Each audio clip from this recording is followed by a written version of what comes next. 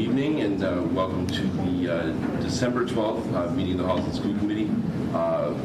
Before we get into our normal business, we are going to have a sort of open forum on the start times. The survey was out for a week. We're going to go into details on that later, but right now is the sort of the opportunity for the community to ask questions, make brief comments, and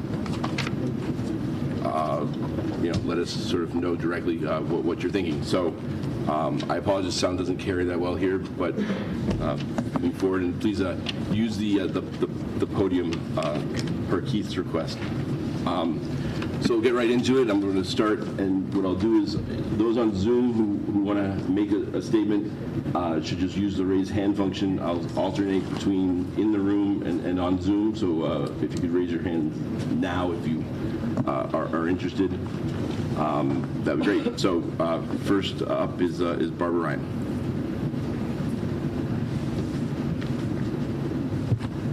And if you're going to make comments, just we'll keep it to like 3 minutes. Sure. No, the podium, Barbara. We're gonna start. We're gonna make. Where do you want the podium? No, we set up a podium. We set it up. We need to use it. Do you want me to keep time at 3? Yeah. Okay. If you would. Not the calculator. Yeah. I'm working on it. All right. Just give me a second. Thank you so much. Barbara Ryan, 14 Irving Place, Holliston. Good evening. Thank you so much. I first always want to say thank you to Dr. Kuska, Dr. Menard, Dr. Jordan, Mr. Bidet, certainly our principal leadership, Mr. List, Ms. Manning, Mr. Kahn, Dr. Sleaney. In my humble opinion, I really appreciate what I see every day, what you do for our students and our community. And it's been a long road through COVID, but you're pulling us through with all kinds of audits and strategic plans, and here we are. And I'd like to thank the school committee for taking on this issue. Obviously, people in the community wanted to hear it resurrected, and it was. And my wish and my hope is a couple of things. That science is considered in the decision-making process. I've sent a couple of emails for your education regarding particularly tween and teen health. I have a variety of professional experience in my background, but my passion is currently in public health, as well as the pediatric angle to that. So I hope you can take that into consideration in this decision. Certainly we heard a lot of teacher voices, and they're where the rubber meets the road. Having led a variety of organizations, that's where it happens every day for our kids. So I hope their voices are heard and considered. Certainly, we have staff and other people who make the buildings go, and I know that has to be a consideration. I'm looking forward to hearing what the survey results are. A couple of questions I have. Again, thank you for raising this issue and being so open and transparent about how we're going to get to a decision as a community, with you being our elected volunteers. A couple of things. How is personal bias being looked at as you make these decisions as a committee, individually and collectively? How are you leaving that at the door? How is, again, science informing this decision? And a couple of things, I'm really interested to see what this extra 15 minutes is going to do and how you may or may not measure that. What does that impact? Who's going to decide where that goes, what that happens? I know it's 10 minutes for Placentino, and I hope our building leadership is able to take that. And then certainly the bus driver issue. It goes without saying that that is not a problem that all of you can solve, yet that is also a crux of this opportunity. So again, thank you. So Barbara, what were those questions again? Sorry. How are you going to keep personal bias out of the decision-making process as individuals who are supposed to represent all of us in this community, to include our school community, individually and as a collective? And hopefully, I know you've heard from a lot of people in a variety of formats, but certainly this is the most public. So that would be interesting to understand what is driving the decision-making process in this change. And then certainly you can't really address the bus driver issue. That's going to be the contractor. And then how is science really driving your decision-making process? And that's it. Thank you so much. Thank you. So to the bias point, I mean, I think that anyone can feel free to chime in, but every member sort of is going to work through their process and make their decision based upon the factors that they believe are more or less important. I mean, so I think we're receiving emails. I'm pretty sure everyone is reading all the emails. I do apologize. I haven't had a chance to respond to everyone's emails. I've tried to respond to some, but there've been a lot of them. So which is great. It's great, but it's hard to respond to the others and also find time to eat. Every member comes at this with a different perspective, and I think we're going to do the best job that we can to do what we think is right for children. Does anyone else? I think that was also one of the benefits of the survey is getting the community perspective and kind of looking at families that are not our own. What's their experience been with the current start time, with the proposed start times, and also hearing from the students. There were definitely some things I did have a chance to look through every single comment, and there were some things the students shared that I had not considered. So I think that will help us kind of understand our blind spots and consider various perspectives in the decision. Couldn't agree more, Hillary. I think the survey is definitely eye-opening, and it confirms some things I think we knew through this process. I think. We going through this process has also helped understand where the community is at. The survey, I think, confirmed some of it and agreed through the verbatims and the actual responses. It opened my eyes in terms of some things that we hadn't thought about. So I think the concern around personal bias, while also always there, I think this group has done a fantastic job to kind of separate from that as best we can.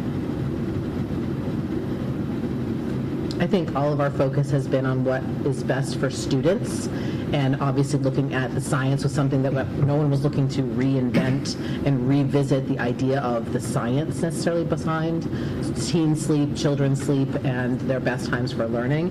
There's also the practicality issue that we have to deal with, bus drivers. There's so many facets to this, and so getting everyone's input I think is really important. I think I'm not going to speak for the whole committee, but I read through every response and every comment because it's important to inform our decision making. So we are looking at this with our eyes wide open, and I don't think anybody's trying to rush the process, but we do have deadlines that we still have to meet as well in order to get our contracts going for next year. So that's my 2 cents. I just say I really appreciated there were a lot of people who responded from, and we'll get into the numbers later, but lots of families, lots of students, which was great, and teachers. So that was super helpful to be able to see, again, all of those different perspectives. And people also wrote lots of comments. Mm-hmm. People clearly feel strongly about this stuff, so it's really good to hear everyone's perspective. So thank you for that.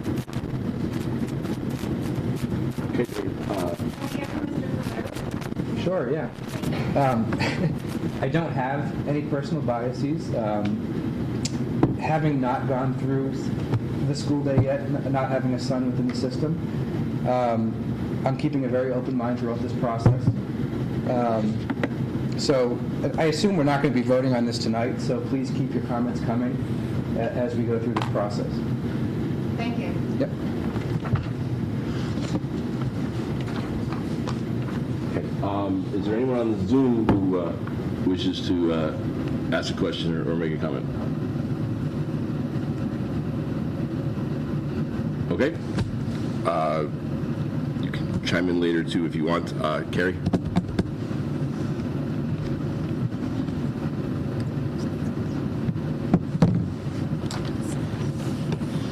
Hi, Carrie Propal, Dorset Road. I know that the administrators came up with a plan that they all seem to back and to be behind, and I hope that some consideration is given to that, since there's a group of people who've been working in our system for years, and they have a schedule that they really like, and I hope that that is supported. Thank you. It's definitely a strong factor in everything. Obviously, we appreciate all the work our administrators have done and their years of experience, and so that definitely weighs heavily on the decision. Tony?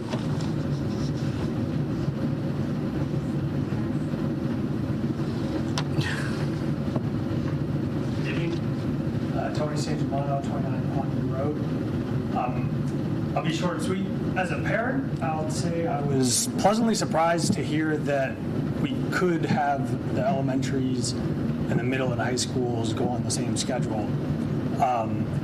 As one of the former start time bus route committee members, I also feel like it was a slight procedural missed opportunity. For us, it was a very hard constraint at that time, like an unmovable object.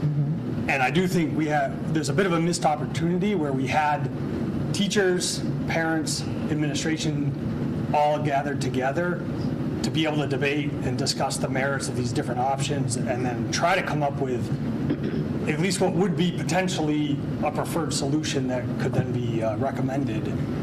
It does feel a little bit like a lot of that work was a little bit for naught. Maybe it raised new issues for you guys to consider, which was a win. But it was a miss for us to be able to be part of that discussion. So the survey that went out, which again, I appreciate that you guys are soliciting for input. Those options that are presented on that survey, those I'm assuming are the makings of this committee, not so much like that mixed like group that we had pulled together, previously. So, my own personal bias, right? I have kids in 3 different schools right now.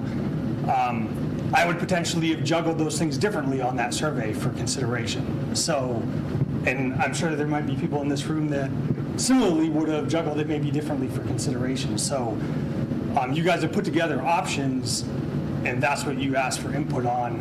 I'm sure there could have been other options maybe for consideration. So, yeah, I'm very interested to see what the survey is.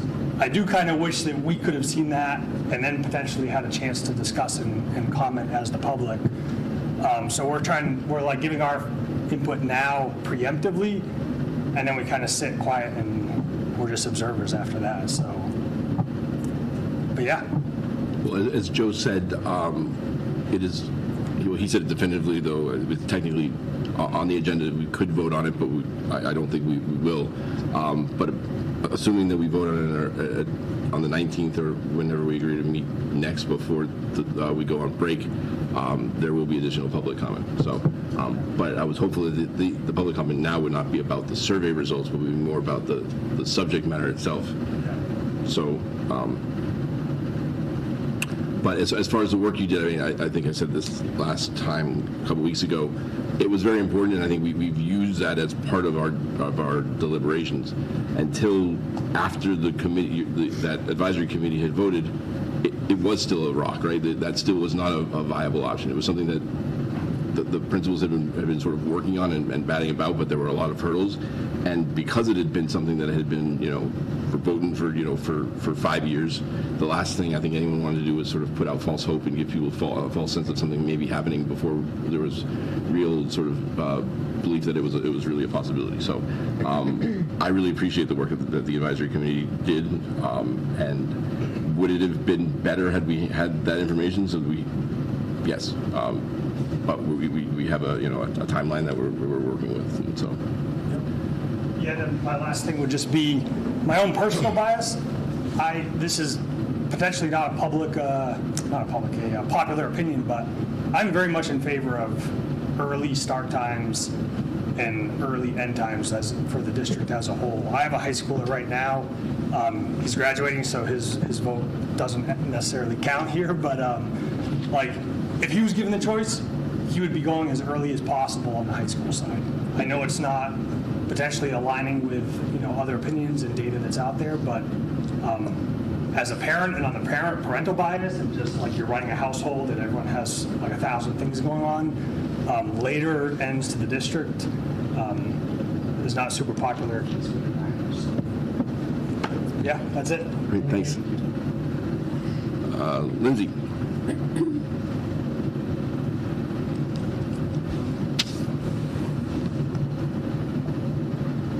Lindsay Yaroshevich, 29 Pondview Road, so same family setting. We have kids in 3 of the 4 schools. The timeline thing. So why, right? So a committee was formed. It was formed because you thought it was really important to have different people talking. And the constraints then changed. Why wasn't the committee reconvened so the recommendation could be from the committee and not just from the school committee? Because without reconvening the committee, we are looking at voting on this essentially at the 12th hour already. Okay. If we vote on this on the 19th, right, and the decision needs to be made on the 1st, but realistically, with winter break and our desire not to overburden the administration with having to come during break or anything like that, reconvening the committee would have essentially not been feasible, and then also allowed us to keep the time frame that we were looking at. Okay. And then is there a reason why the earliest start time in Schedule A, which is like the earliest district start time, right? So that's what Schedule A presented. There wasn't an option for that exact same schedule, but inverted, where the middle school and the high school start first. Is there a reason why that wasn't on the table at all?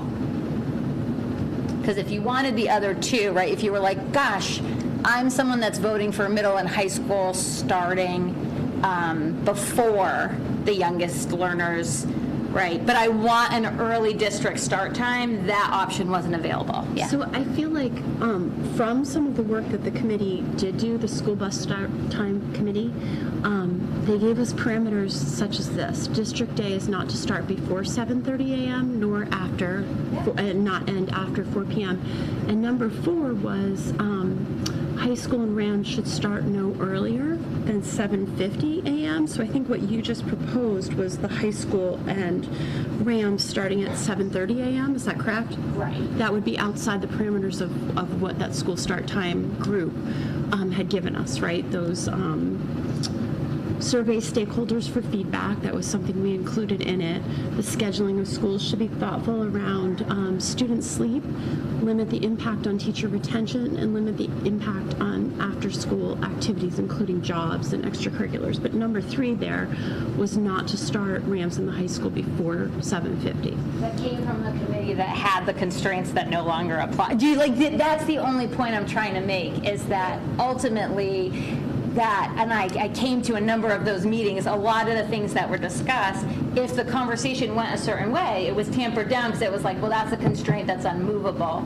So to say like, okay, we're taking the recommendations of the committee as if they understood the rules, and then the rules changed, right? It makes it just like a little fuzzy. So being in the committee, Yeah. being here now, I totally understand the frustration, being on both sides. Yes, it's frustrating. In fact, I'm pretty sure I pushed it 2 or 3 times around the elementaries going together and was squashed down every single time. Yes. I think the point of the recommendation was because there were open questions around what could happen, and we did put a recommendation, I forget it now, on what schools should go when. We put the other constraints in because we said, let's try to follow those. So even though the rules have changed, we still wanted to follow the guidelines the committee put forth. Because it really shouldn't matter. If the elementaries can go together, it doesn't affect the fact that we still should acknowledge sleep times. We still should acknowledge after-school activities. We still should acknowledge getting on a bus at 6:30 for anyone, no matter how young, is hard. So I think those were the recommendations that we're trying to abide by, which is why these options, which you'll see are within like 30 minutes of each other, are presented. Got it. Because there is an option, 8 o'clock for the high school and Rams to start. And that was done so that we could have an option where we swap them. And there's pros and detractors to each of the, obviously, the options. Okay. So one last thing though too. Yeah. During the override, we said that we committed to all schools starting later than 7:30. The principals put together a recommendation and came to us that had a 7:30 start time. We wanted to honor the work that they did and put that out there as an option. But I think that given that no one was recommending putting the high school and middle school at 7:30, I think putting that out there as an option, given what the advisory committee had said, given what we had said during the override, given all the work that had been done by the previous committee in regards to sleep and the science there, I think just made that probably a solution that was not really tenable to anyone.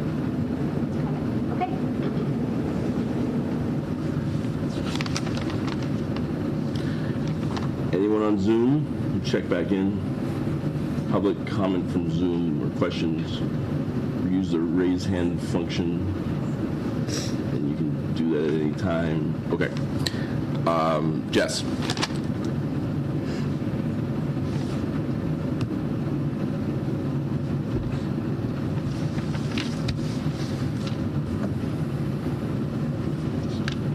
Jess Oman, 116 Locust Street. I've heard a lot of comments today about science and basing your decision on science, and I feel like that is probably in reference to the sleep study that was done by the CDC in regards to the high school students.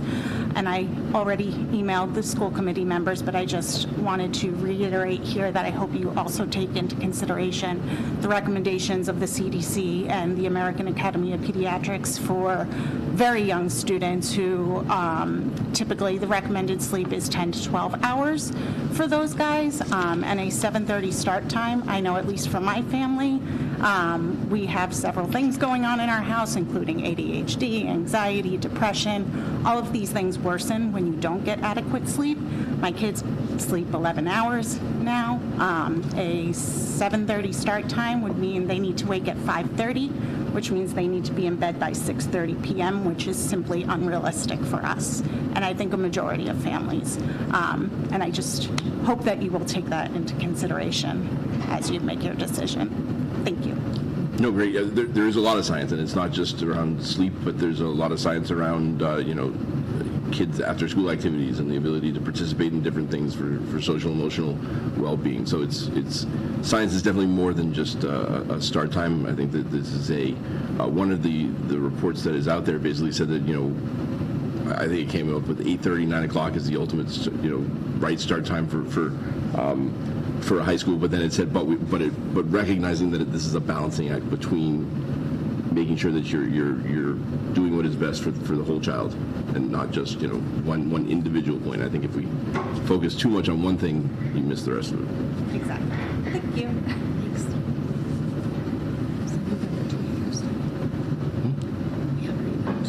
Yep. And yes, we have read your emails. And For so, November 21st. So. Got it. Michelle.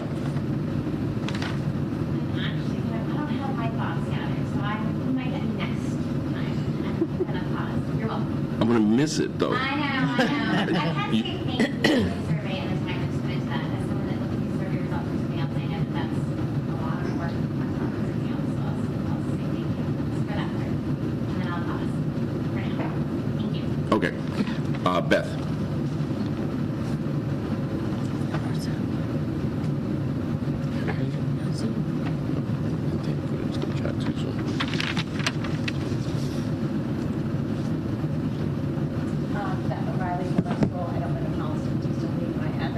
No. Okay. So I was a member of the school start time committee, and going through the parameters that we had of the 7:30, no earlier than 7:30, no later, getting out at 4 o'clock. I was obviously representing staff, and what I kept pushing for is the later the start time, the later it was for whichever schools went last. And there were proposals that were put up that had some schools ending at potentially 3:45. And one of our huge concerns that we had on that committee was students would be getting off the bus at 4:45, almost 5 o'clock. And I kept pushing for a 7:30 start time. I've been at Miller, this is my 28th year, 29 actually, 28 as a teacher. And we've had the 7:30 start time for the past 5 years. The students come in energized, ready to learn. And again, thinking of whichever schools are going to be the second group, they need to be getting out by 3:20 at the latest, just for the students, for the staff. I've spoken to many staff along the way who have substantial financial and personal conflicts with being out past 3:30. I also wanted to speak on behalf of the plan that the administrators put out. They've worked together. They know the intricacies of the schools. They know the challenges every day. And the plan that they proposed was in the best interest of the students, the staff, and families, and taking into account what would be the best for everyone. So I just wanted to reiterate my support of their plan as well.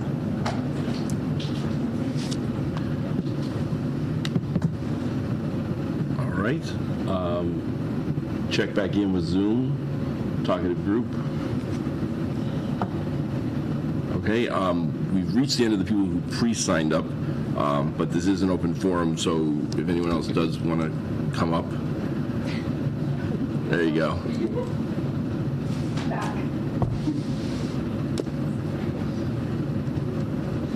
Hello, I'm Autumn Smith. I live at 109 Robert Road. I just wanted to speak on the issue that we had brought up earlier with the 7:30 proposed time for the high school. Just want to say I'm a high school student. I'm the class president of the junior class. I've talked to many kids in our grade, and while I can't speak for everyone, I've heard a lot of feedback. We would gladly start at 7:30. We would rather get up early, just get it over. A lot of kids are already up by then getting ready. I understand that also there's some things with getting out earlier with like setting up the Tri-Valley Times and how it might change some things. But just from what I've heard, we would all rather get up at 7:30 and be at the school. So yeah, that's all I have to say. Thank you. Thank you.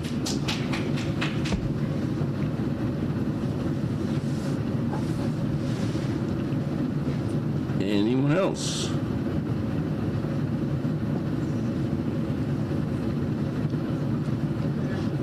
Anyone on Zoom?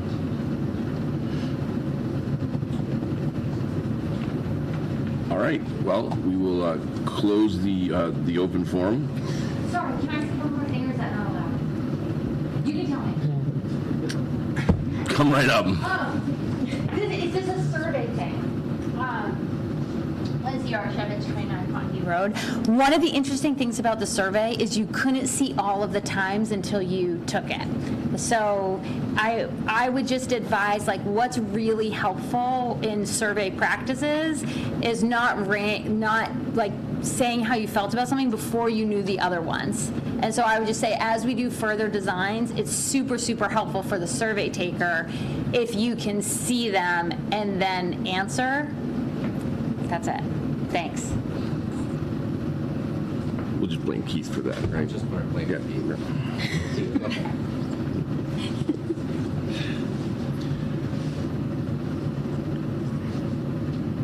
Hi, my name's Claire. I just have a question. I took the survey, but what was the latest possible start time for high schoolers? Latest possible? It had been. So the time we start now? Yes. 8:10. Okay, so then would we still be like extending the day 15 minutes, right? Yes. So an 8:10 start time would have a 2:58 close time now, or next year. Okay, so just like overall, what's the deal with the 15-minute extension? As in, why are we doing it? Yeah. Like why are you doing it? Part of the contract, can I answer this? I'm going. So part of in our contract with the teachers for the next year is that we're adding 15 minutes to each school and 10 minutes to Placentino. That gives us more instructional time. For the high school in particular, it is going to help with a proposal, hopefully, for us to change the block scheduling. It's a plan. And without that 15 minutes, I don't know that we would be able to achieve what we're looking to achieve. I don't want to be speaking out of turn, Mr. List. But he's like, I wasn't listening to you. Too late. But that is one of the core reasons why we were moving forward with that. So it's predicated on other shifts. So that's why we added the 15 minutes. It also gives us more instructional So the time. schedule would change? Yes. Most So definitely? away from the block schedule. But they're two separate. They are two separate issues, yes, but that was Regardless, though, there's Yes. 15 minutes. It's still going to added- happen added to the regardless, day. even if we don't change the block. But that was, we had to put that in the the contract now, otherwise there'd be no way for us to do it They're later. dependent on each other. Right. So while the schedule's not settled, 15 minutes allows for more flexibility Yes. within the schedule. It was also increased time on learning at all levels. Right. Okay. And I would just like to follow up with like what Autumn said. I feel like the earlier start time would be better. Like as a high schooler, I can't speak for everyone because I know there are some conflicts like swim and dive do practice in the morning, so earlier start time would mean their practices would have to be earlier, or they'd have trouble finding space for pools in the afternoon. But I feel like except for that, overall, the earlier start time would be better because like it's not that much earlier. It's like what 20 minutes earlier. What if we start at 7:30? Yeah. It would be 40 minutes. Oh no, I was thinking. Never mind, I was not thinking that. Sorry. The The 7:50 option. Yes. Sorry. But yeah, like, cause I feel like with like the sleep schedule stuff, like I'm already up that early anyways to get ready for school at 8:10. Like, cause yeah. So I just think the earliest start time would be best. That's all. Thanks, Claire. Can I ask one? I'm sorry. She's ready now. Come on, this time we need Michelle. someone to We knew that vote. she wouldn't be able to stop herself. I'll be brief, I promise. It won't take forever. Michelle Hastings, 142 Hamlin Road.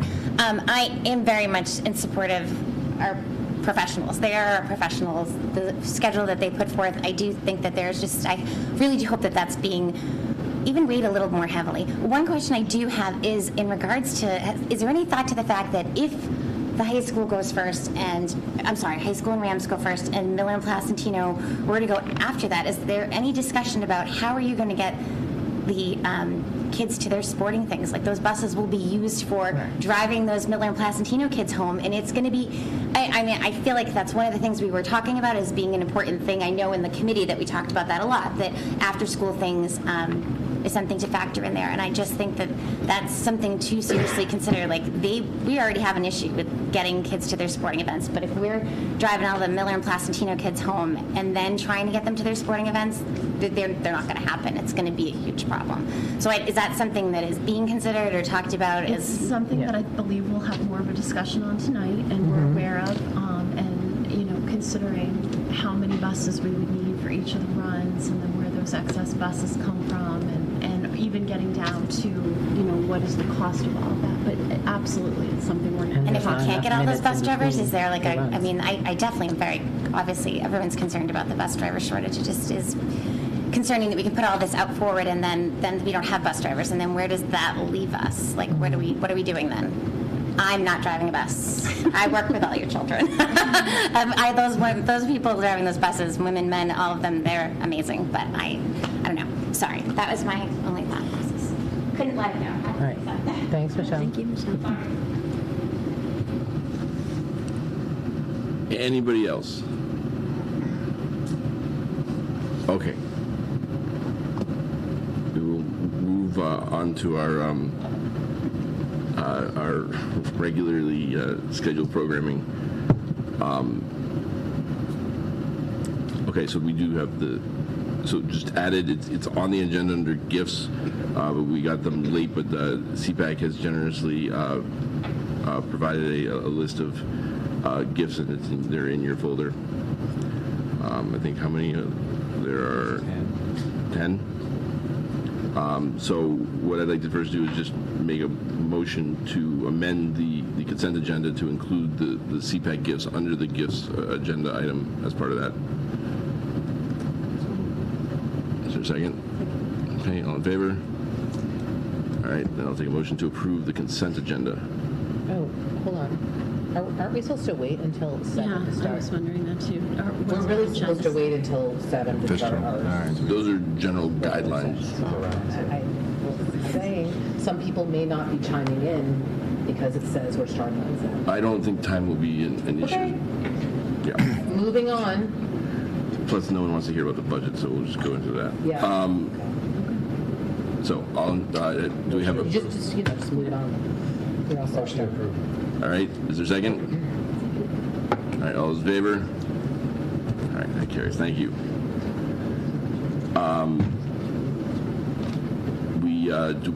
Our student representatives are not here tonight, or maybe they're coming, so I'll give them an opportunity if they come late. Hence the 7 p.m. I mean, whatever. Just keep going. Run with scissors. Let's go. I mean, do you want to riff for 20 minutes? I mean, It's a single agenda. It's not like a. I understand. We can move on. I just said the students aren't here, so they were planning on us being here at 7. Oh, no. Keith's right. It's a single agenda. It's a single agenda. No, it's fine. I think if the students arrive post 7, we'll move around the agendas. Yes.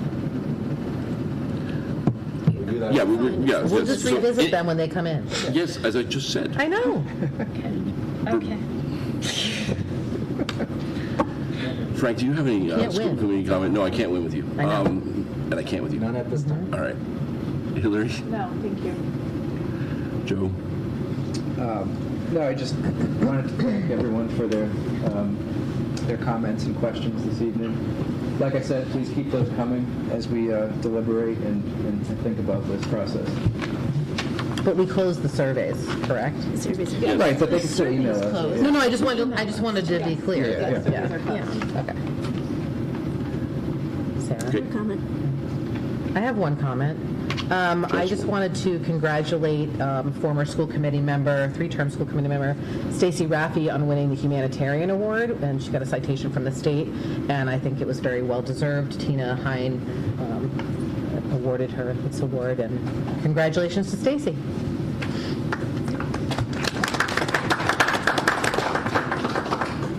Okay, thank you. No comment. Okay. No comment from me either. Is there anyone who now wants to avail themselves of our other public comment? Okay, good. We'll now turn this over to Mr. Bidet and Dr. Jordan to go over part 2 of our budget, which is the operational sort of side of the ledger. Dr. Jordan? So give everybody a second to kind of pull it up, and it's in the folder.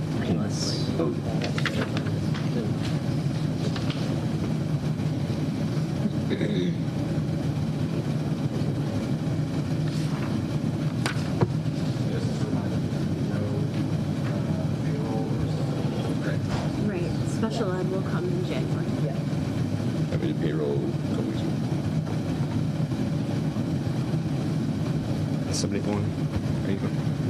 It's in the folder. She was not sharing notes. I got it. It wasn't letting me. Oh, okay. See it. You want me to move the participants off the screen?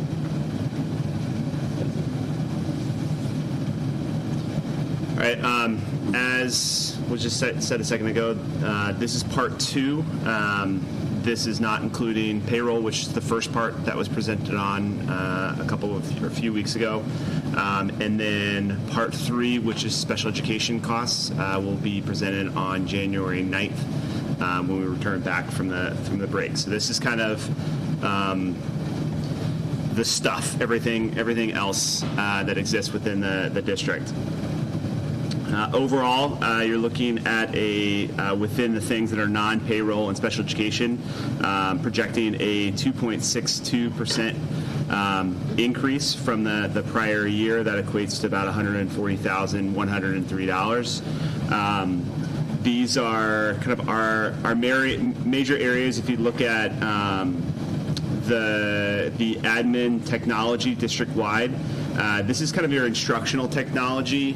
Last spring, as part of the capital process, I think Dr. Menard presented on kind of the cost of iReady, iExcel with Mr. McLeod, and there was a $23,000 delta that was built into that would be kind of like the reoccurring cost, and that is we are moving away from STAR, which is kind of built into our budget for about $50,000, and then this is the $23,000 that's above that. Additionally to that cost, because $31,000 is what's listed there, not 23, is there's a roll up of the AV accounts that are at the buildings that that are kind of being rolled into technology, the district technology. That's about $3,600, and then additionally you just have your within School building education, we have a lot of applications and subscriptions at our building level. We don't control those costs. We just kind of really become very reliant on them, and they inflate year over year, and that accounts for that cost there. Additionally, you have just kind of our increase in level 1 ELLs and building in resources there. And then additionally, if you go down to athletics, that's the 3510. There is just kind of acknowledging the middle school costs. It's typically under our current student activities is something that has been designed to be self-funded. This is just kind of offset that, acknowledge the rising costs that are there. Additionally, you look at kind of utility services. We just kind of increases in kind of rates for utilities and Zoom phone costs as well. So I guess if they're kind of looking at that, when you've had a second to kind of take a peek at that, if there are any questions about the Part 2 budget. What was the increase for this budget last year, this part of the budget last year? It's like 8 points. I don't want to misquote. I know Keith's pulling it up on his fingers. So, like, I have looked at it. I want to say it was 8.2%, but I don't want to. I'll know at 7 o'clock. What I will say is that there was our projections based off of our FY23 for some of our utilities and fuel costs were higher and then the actuals in FY24 came in lower. That's why you're seeing some reductions there, and that was a major part of the budget increase last year. It's 8.3. Okay, there you go. So significant slowing in growth. Just for the record, special education costs including transportation. Correct. This is just kind of your standard transportation. Non-payroll, non-special ed. Sure. Your athletics, can you clarify what MS is? Middle school. Oh, sorry. It's just the middle school? I mean, I would say that there, across athletics, you have rising costs and prices there. I think that I think that whether that's a conversation for another day as far as athletics in general, but like middle school definitely has an area where it by design was to be completely self-funded, and it's not. And without having to go pursue the route of like raising activity fees, this is a reasonable amount to kind of meet that need. And they've been a victim kind of their own success because the cost of transportation is the biggest driving factor in this, whereas having a few more children participate raises X. The cost of having more meets and more children going to those meets is like 2X. So that's really been the biggest factor in it. I can't remember, the middle school athletic fee, is that less? 175. Can you differentiate a little bit in the transportation budget line item? It says the increase is $245,000. It says override adjustments to Norfolk Aggie foster homeless. Can you, what accounts for what in that $245,000? Sorry, 240, yeah. So we built in here is the total $275,000 for the override, but minus some changes in transportation that we have to what we've done up and down in Norfolk Aggie, okay. And I can give you those numbers. We kind of the foster homeless piece, that lowered by about 40,000, where we had a stretch for a long time where we had a number of students that were under foster or homeless and covering that cost, so that was built into the budget. Yeah. Obviously that could change, but like it's trended that we've it justifies us to lower that by about $40,000. That said, kind of transportation in general is going up, so the Norfolk Aggie transportation we're upping by about $10,000. That balance equates to the $245. Okay, thank you. Can you clarify the last line item, the tuition at schools? Is that school choice? That's Norfolk Aggie.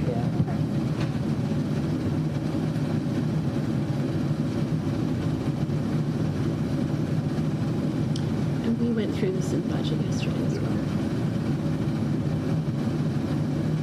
Everyone good? Yes. Thank you, Dr. Jordan. Obviously, we're already in the year. Do we foresee this impact, like what we're seeing thus far, changing this dramatically? Do we feel confident where we're trending thus far in the year? This budget for FY26 looks to be accurate. Say, Keith and I were talking about this earlier today, is that the Wile E. Coyote, the portionist is the special education and payroll pieces. This is more predictable. I think when we get into what we project with special education, those are where you get into things that could go out the window and not, and kind of planning for that. And then payroll, because it's such a large percentage, 75% of our budget, that's something that you have to pay significant attention to. So we'll revisit kind of payroll, what our projection was that we presented a couple weeks ago, and then really what might evolve based on what we learn on retirements and different changes or whatever from there. Got it. It's just that the moving parts here are either fewer or less impactful.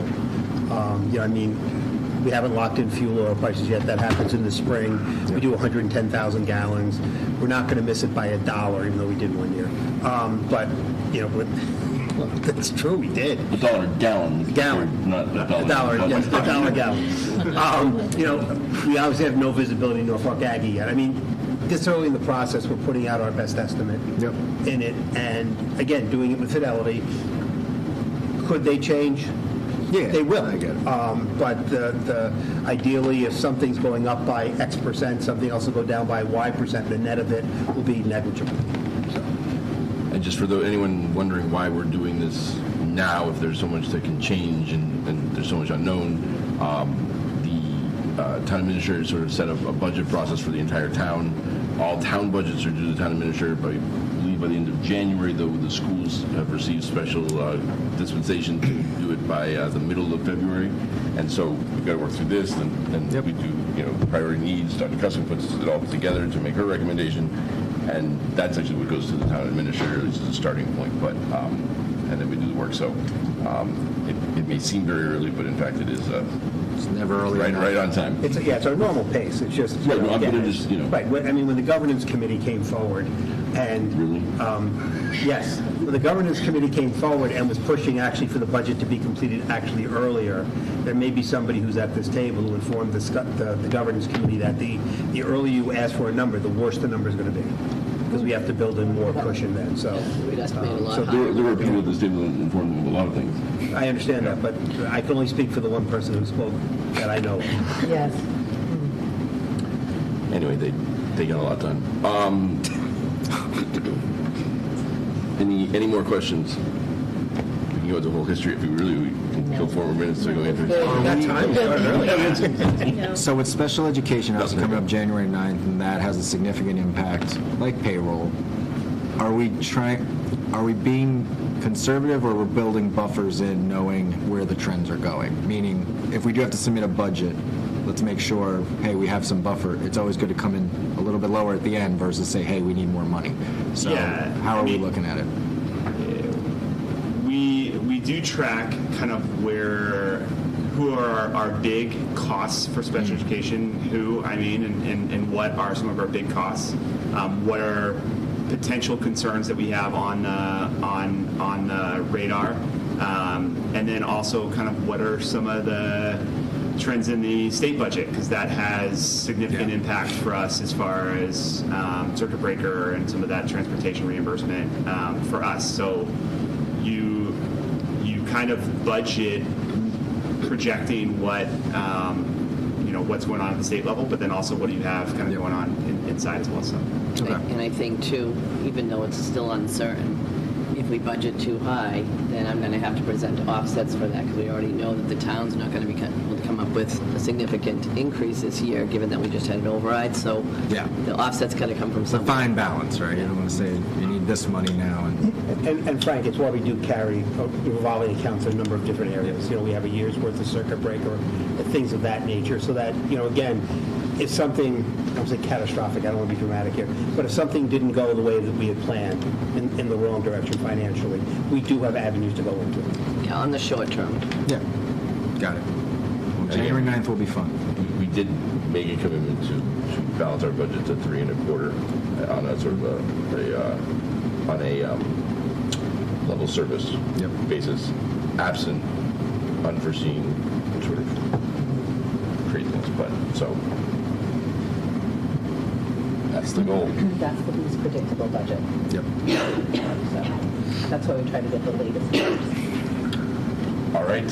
Seeing that we're almost at the 7 o'clock hour, we can go back to our student representatives if you guys are ready and want to give your update. We just had trials for winter sports this past week and last week. They're done, and boys basketball has their first away game tomorrow, and girls have their first home game tomorrow. We had a DECA mock comp on December 9th. It went well, and all of the club members tested last week. We had our Thanksgiving pep rally. It went good. Theater just finished their performance of Carrie the musical, which went really well. And now they're doing their student-directed one-acts, which have started, and auditions have been held. The band and chorus concerts are this week and next week. NHS students are writing staff appreciation letters. The NHS gift wrapping event is next Thursday, the 19th, and it is being held in the high school cafeteria. And the class of 2026 is doing a holiday Candy Grooms fundraiser. Great. Thank you very much. We can now move on to our central office updates. Sure, a couple of quick things. The last time I was here, I didn't have the update that I've shared each year about Project 351. It's a robust program that our students are taking part in. And our high school students, Jay Patel and Sarah Marzugi, worked with our RAMS teacher, Dylan Noss, and they attended Project 351's annual Playbook Summit. So they've done a lot of work. This is Jay's second year in that role at the high school, and then working with the middle school students. It's been a really great program, and it's free through the Celtics Playbook. And then also on Tuesday night, we had our chorus students from Miller, Rams, and the high school, and they had a great night of singing there. Amazing students that night. And today, I just want to give an update, just a testament to the collaboration between the Holliston Police Department, the Holliston Fire Department, and our Holliston Public Schools. We had it's about biannual that we've done emergency preparedness training. So the entire administrative team and members from HPD and HFD were in room 303 from 8 to 11 this morning, working out scenarios and planning for safety procedures and emergencies that happen and trying to do scenarios together. So that's always a great activity together. It just kind of reinstates the efforts we put to collaborate with those two departments in the town as well. Thank you. Great. Dr. Menard. No report at this time. Okay. Dr. Jordan? Just that the last, so we are hired a new maintenance director that will be starting January, at the beginning of January, and our long-time maintenance director, Bobby Cater, is retiring for us. So I wish him well, and we're having some overlap now. So he's been here for a long time. Okay, thank you, and congratulations on his retirement. But are you really going to not talk about the walls of Jericho and how they held? Yeah, well, I know. Yeah, it's great. I was curious whether I was going to have that or whether Mr. List was going to indicate it. But yes, our auditorium walls, the high school, despite the dumping that we got of rain, have held well. We usually would have been in feet of water inside in the rain that we had. So it's fantastic. It's a big thing. Yeah. Could I add, because I did forget, and I would be remiss if I didn't acknowledge longtime educators. Dan Jewett, our grade 4 teacher at Miller, will be retiring, and I forgot that we will not see them after the break, so I wanted to mention that tonight. And also John Powers, guidance counselor at the middle school. They've been with us for many years, and as I said, I didn't want to forget to acknowledge them tonight. Thank you to everyone who's retiring for all your years of service.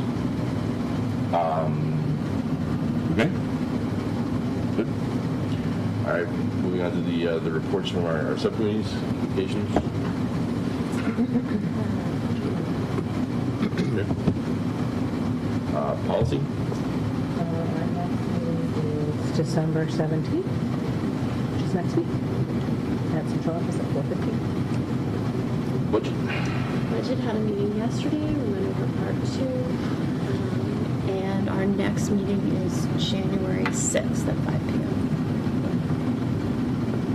Yeah, hopefully it'll be an uneventful day.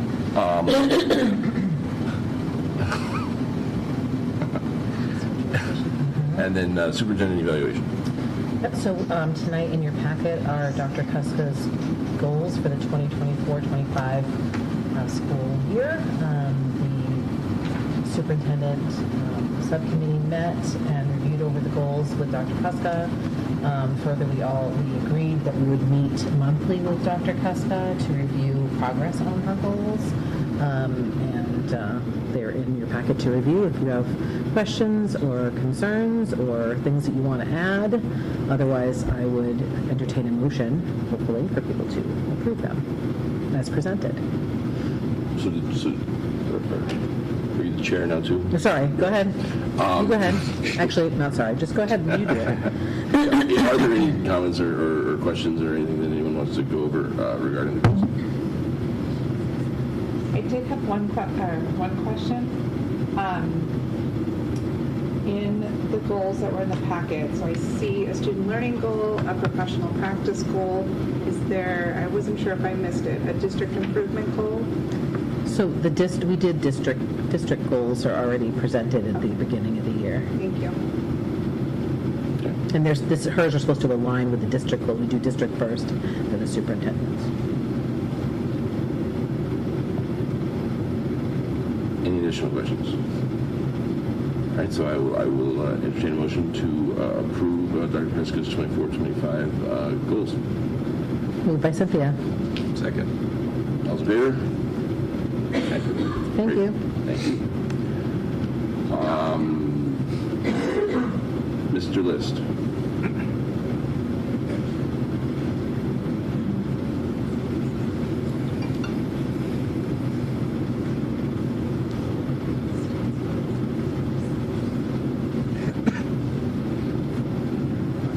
Do we have the internet? Yours is over there, but you can sit where you want.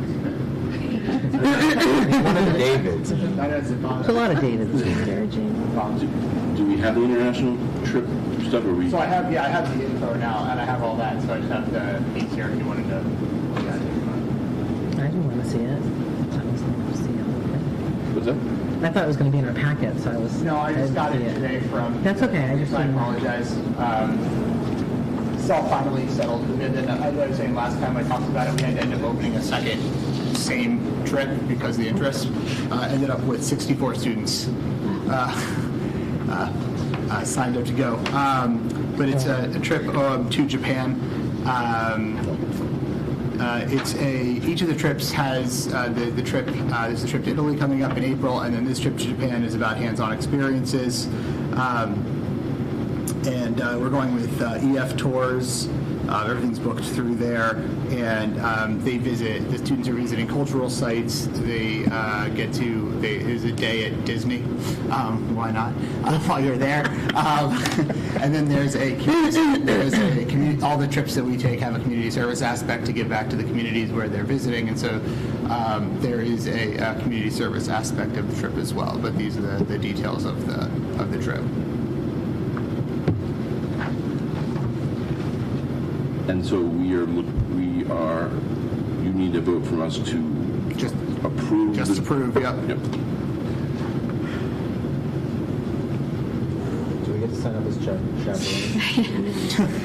Yeah, careful what you wish for. Pretty sure you have to pay. The chaperones have to pay to go too, yes? So about how many No. kids are interested at this point? So there's 64 kids. Signed up or? Well, they sign up, yeah. I mean, because once we got the first approval, then we do the sign-ups. We kind of assume that we'll get the second approval. Is there room for you to add more? I If there's believe space? there's room. The reason that we offer these so early is because they break it down by month. So I think this one comes out to a couple $100 a month over the time, just to give an opportunity for lots of students. One of the cool things that EF does that none of the other companies do, which is why we use them, is that a lot of companies give kickbacks to teachers who plan the trips. So we don't accept the kickbacks. Instead, it gets put towards scholarship for students.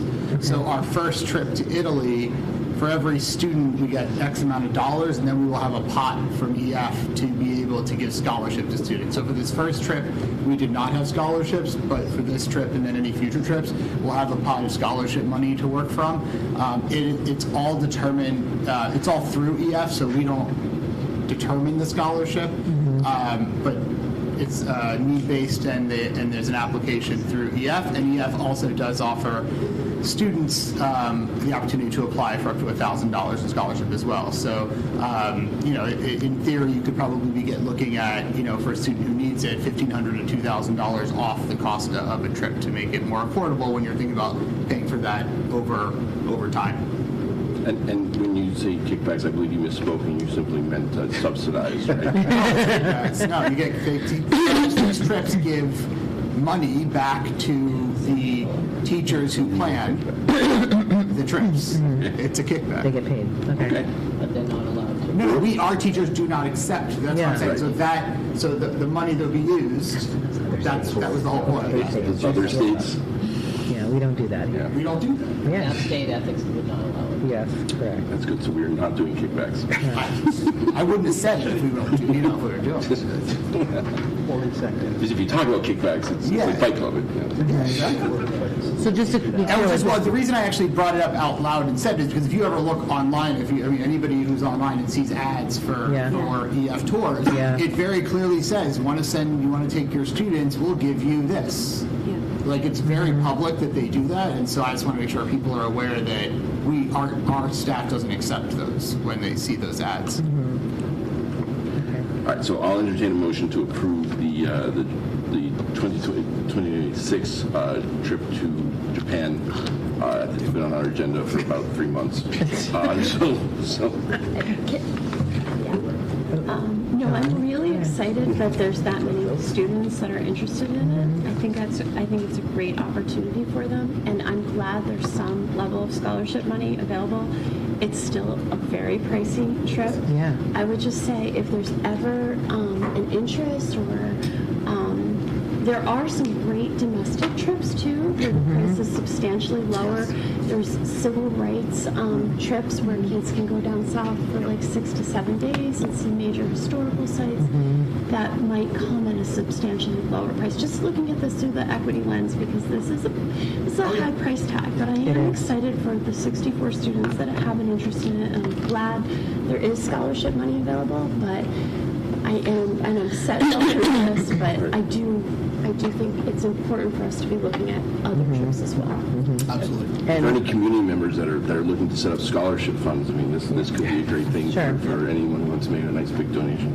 I mean, if anybody's looking for a great camp that's in Quebec province, you send your kids up for a month of camp. No, I don't think Quebec. It's a great camp that my kids went to, but it's in Quebec. You don't have to fly there. You drive there, but I'm just... It's our next state. Yeah, exactly. So I'm just saying that's substantially less.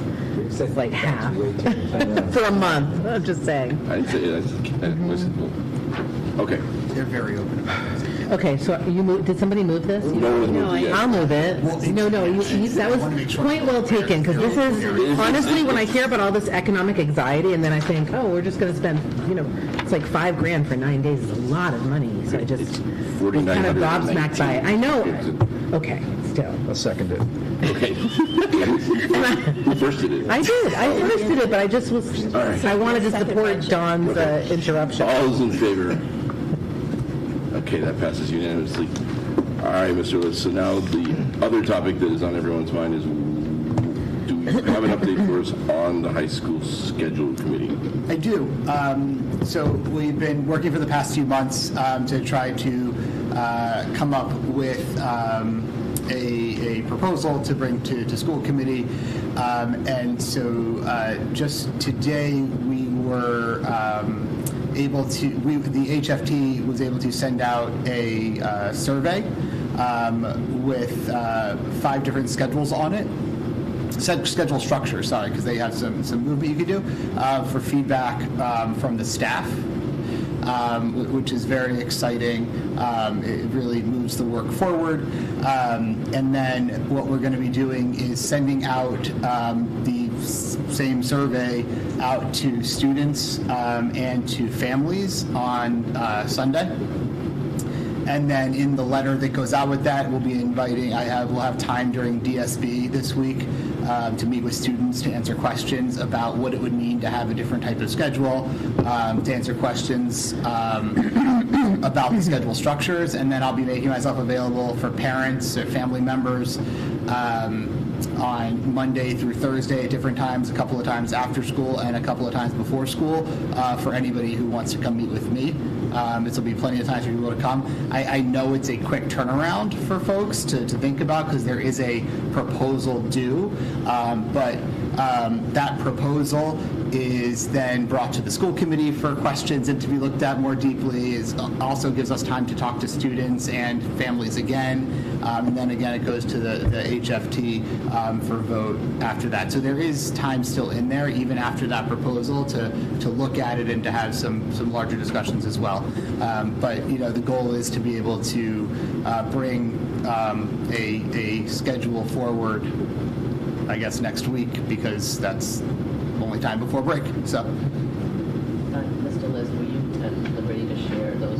I know you didn't put a packet together for school committee, but do you have samples of what those would look like? so I don't have them on me. I can get my computer and show the structures that I'm working on, that I'm working on the survey for the students. I mean, I guess I could do that. I could share it with us so we can have.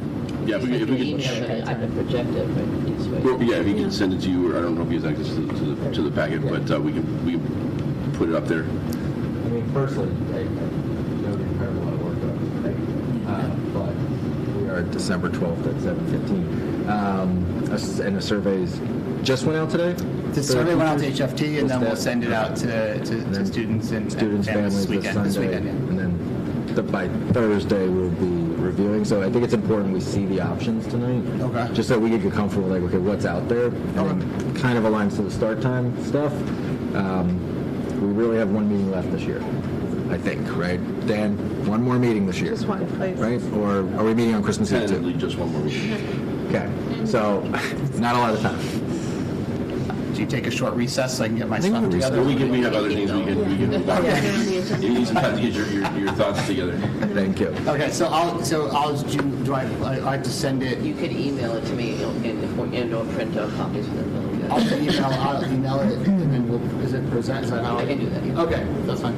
So, Okay, your excuse for a second. All right. Yeah. Not too long though. I know your office is far.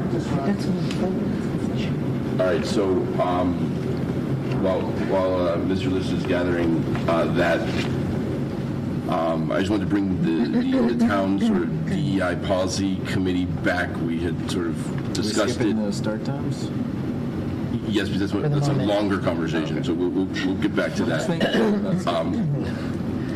I'm looking for something short. So, did anyone reach out to somebody, find somebody who might be interested? I think I got an email from. I thought that was your job. No. You wanted us to reach out to people to ask them? That's what I said. Oh, I have to remember that. Well, no. Okay. Either that or I don't have anybody to do that. Let's see. Where's I think.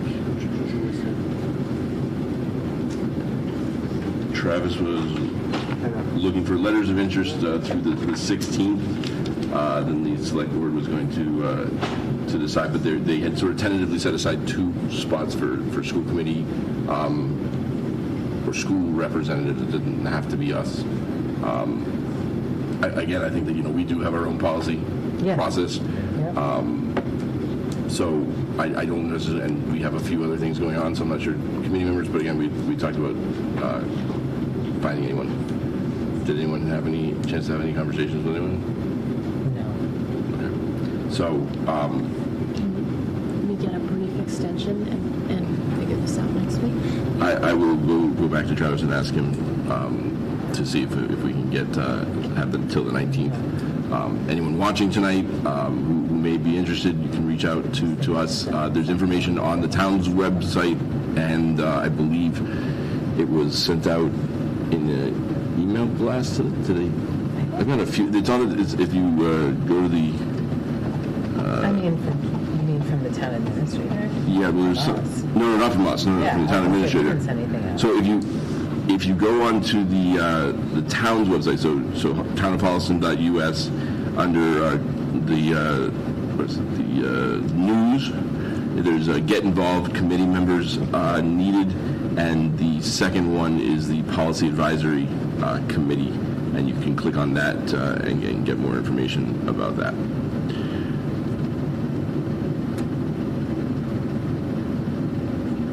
We're still waiting for Mr. List. Anything else we can cover? What's that? Well, yeah, we can do the HEAM. Yeah, we can do the. Oh, yeah, we'll wait for it to get back. So, I don't know if anyone's had a chance to review the HEAM contract. Essentially, I can just give sort of a brief overview unless you'd like to do that. We came to an agreement that it is essentially sort of similar to what the teacher's contract was, given there's some subtle differences because with the way this contract happened, once you hit the top step, you just kind of were getting a percentage on top of that. So there were some people that weren't on the steps anymore, and so we made a few adjustments for that. Now everyone will be on the steps going forward, except for 2 sort of grandfathered members. And then we also collapsed the athletic director with the SSA role, so they're now on the same salary scale. One thing I did notice when I was calculating over the next 2 years, I realized that I do believe every member that's here currently by the end of the contract will be lined up on the steps. Okay. Just happen to fall that way with the construction. And so then from then on, it will be just sort of like the other contracts where we'll negotiate the COLA to the steps. Or we can negotiate anything, but everyone would get the COLA rather than sort of be off the grid. And this contract has a lot less steps than our educator contract, for example, so they hit the top and then they were falling behind a lot quicker. So we can bring it back next week if you wanted more time to review it, or we can sort of ratify it tonight. I know you had mentioned the AD is in line with SSAs, but that also includes an increase of days. Right. So the last contract we negotiated, we increased the SSAs to 205 days, but they had not requested that for the athletic director. So this time we aligned him upon their request. But yes, that's an important. Because the SSA was higher, so yeah, so the athletic director now has 5 additional work days. Yep. Does anyone oppose ratifying this tonight? No. Okay.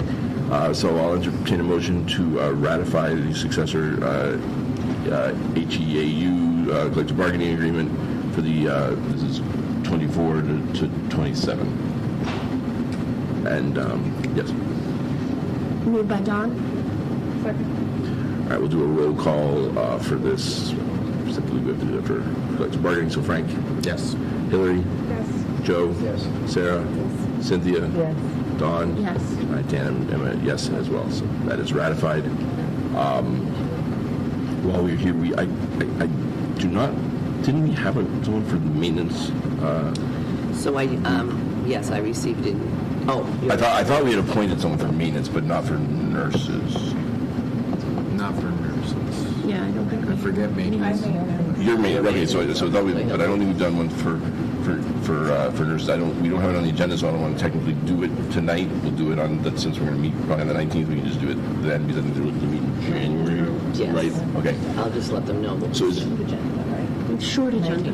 the 19th is going to be the start times with some potentially bookkeeping type of other things, but yes. And then the duration will be the length of deliberation. Does anyone have any interest in working with the administration on the nurses' request? This should actually be a really quick one because they already have a contract. It's just with the changes to the teacher's contract, it will impact them. So it should be a pretty quick turnaround. Sure. Okay, so we'll put you in. We'll make it official next week, but you can't back out now. With ink. All right, Mr. Lister, you.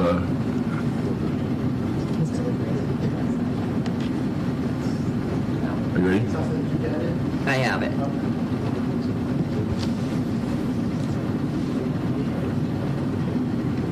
Are you going to forward it or present it out? I put it on the screen.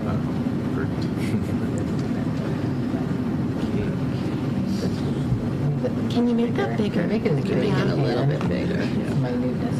Sorry, it's not compared. Thank you. But also. Nice when you have the touch screen, you can just move it around.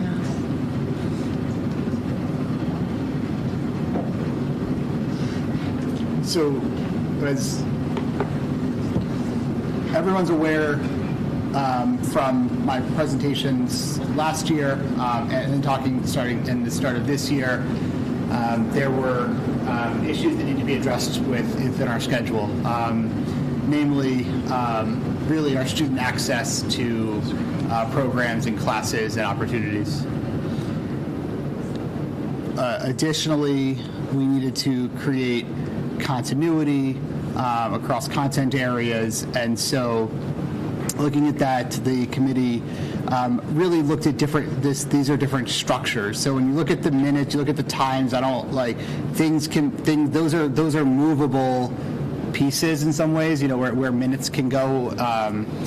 So this is just a way to make it sort of easier to read when someone's looking at it, especially when we send it out to students. It'll give an idea of what a day of a flow of a day or a week or time would look like. So you're going to see different schedule structures. So this first schedule keeps the DSB in place, which was really important for our teachers and our students.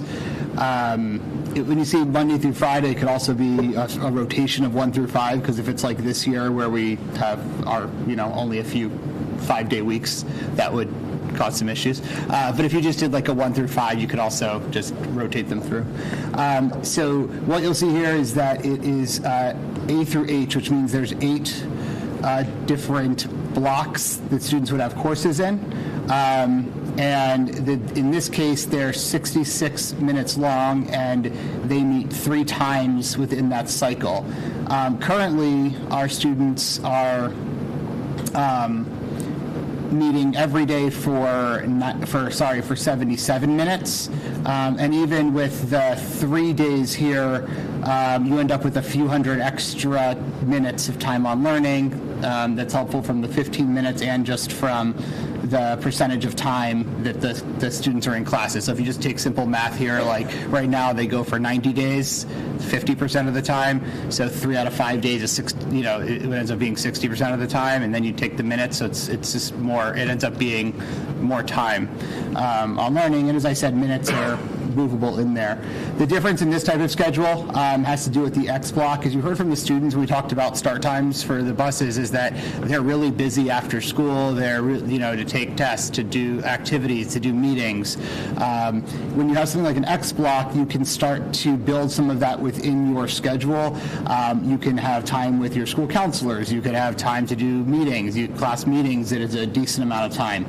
You can take tests. You can work with teachers. We have like a jam band. They could, there are things that happen in the school that people probably don't realize. These like DECA, those type of opportunities, and you can do that here with something like an X block. And it really acknowledges the fact that we're not seeing as many students after school as we used to when it comes to those things. So it's just another way to support that there. And then another piece of this schedule is there's an additional time for lunches here, down to 2 lunches of 30 minutes each, because right now you can see the parking lot when students are coming back trying to get their food. It's a rush, and so a few more minutes on lunch, just thinking about safety of our students and when they leave campus.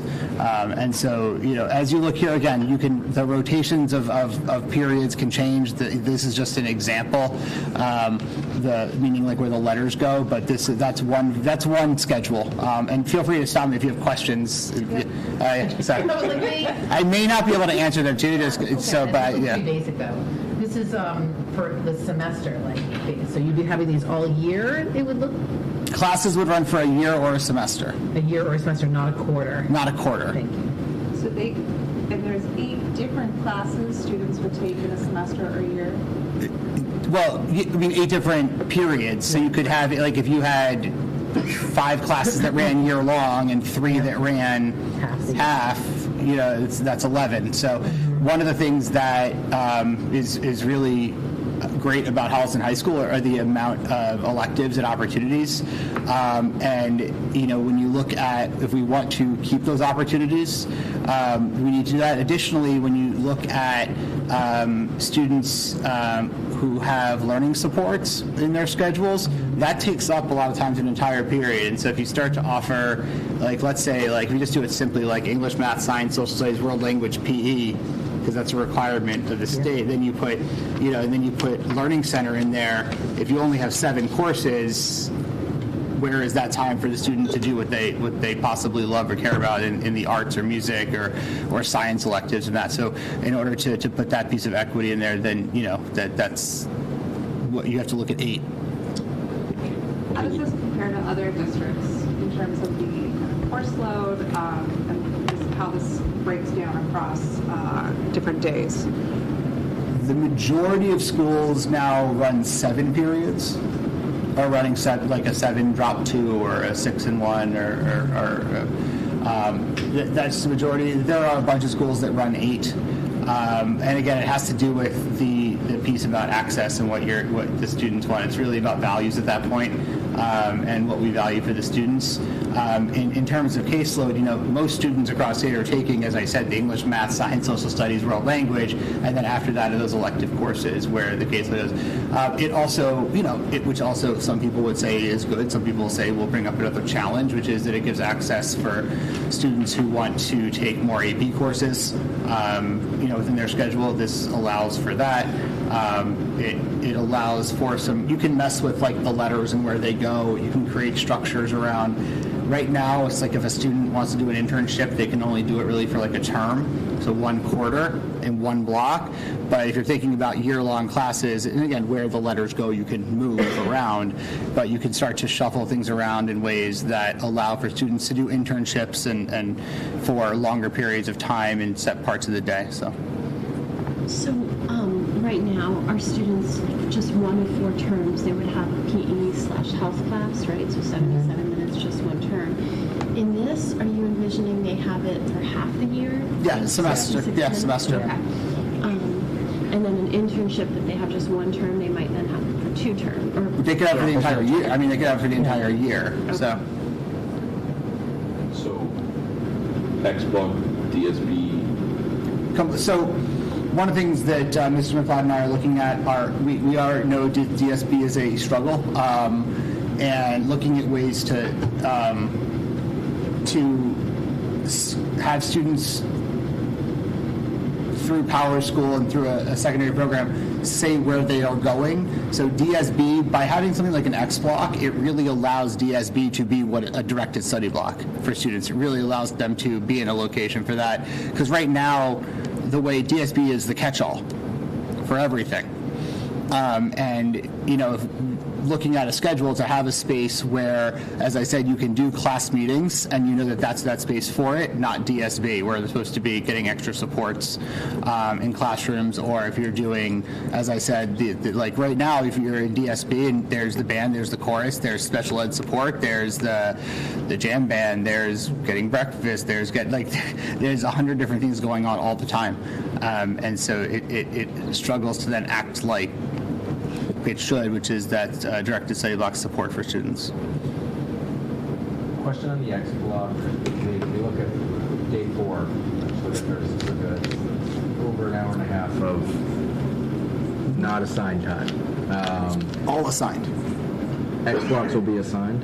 Well, they'll like the program we're looking at, you can actually like, a student can do sign-ins, you can take attendance to it, so it would be assigned. So they would be required to sign up for something, or? You're required, or we can put in, so the other part of these programs it allows is you can look at, okay, this student needs intervention or anything like that, you can start to assign that with these programs. And that is one of our, like, honestly, one of our struggles right now is that it is not assigned per se. Like, students can go, to the space that they want to go to.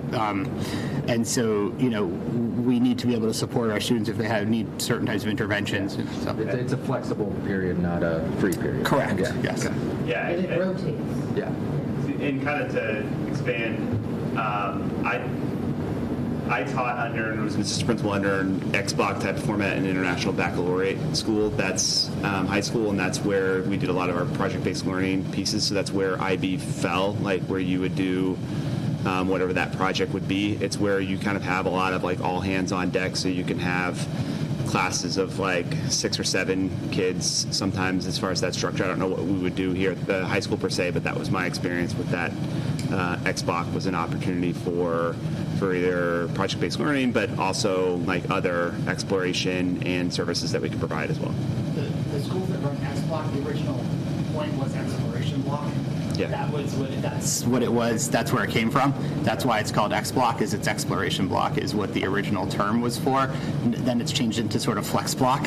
Is now what a lot of them called. So yes, they do. Yeah, a lot of private schools do. Yeah. Can you say a little more about where the supports or the services for multilingual learners and students with disabilities will fall within the schedule? In the regular, well, so again, the reason for having 8 versus 7 is it falls in a class period, and then it doesn't take away. So a student, you can have your learning support and still have band or electives. I mean, it does mean that you have one less elective, but in other schedules where you had like 7, you wouldn't get any.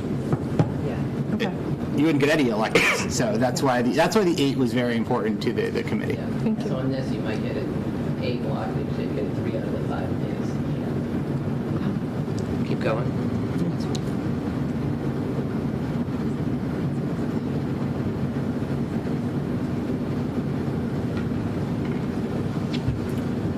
So this is another waterfall type schedule. Again, keeps the DSB. What it does is it's 3 out of 4 days for 56 minutes.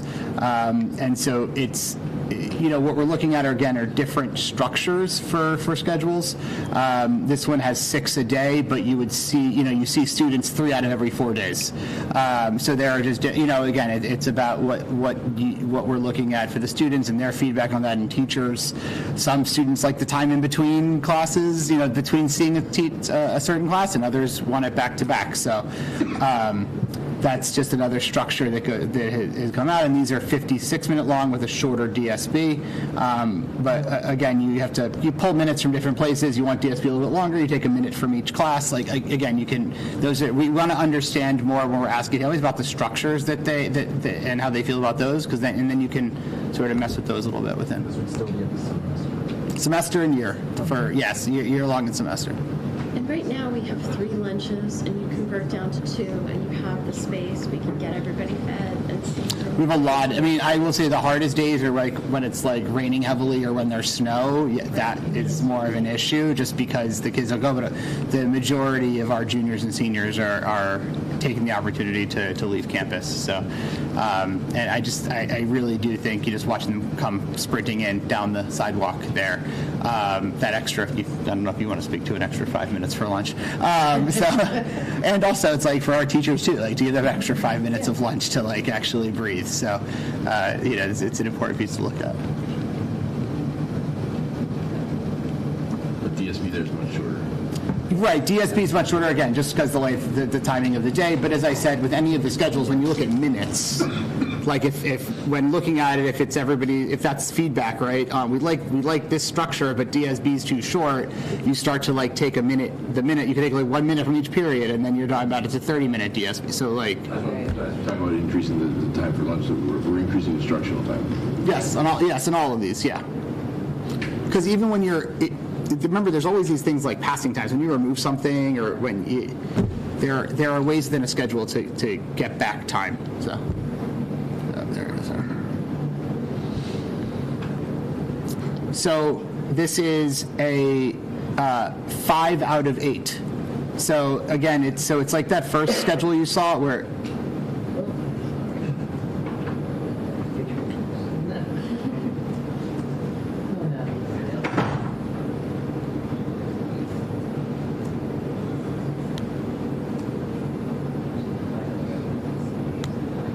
If you imagine the first schedule that you saw and take that out over 8 days, and then the reason there's no like X block in there is because the math works out. 5 times 8 is 40, and so you need those. That's like 5 classes, 8, and so the math just works out as the rotation hits. There is no extra block in there.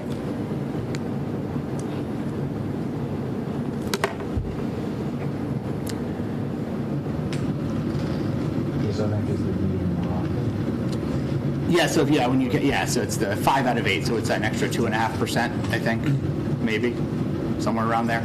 So it's like somewhere around there. But there's some extra time on learning there just because they meet more often in the cycle.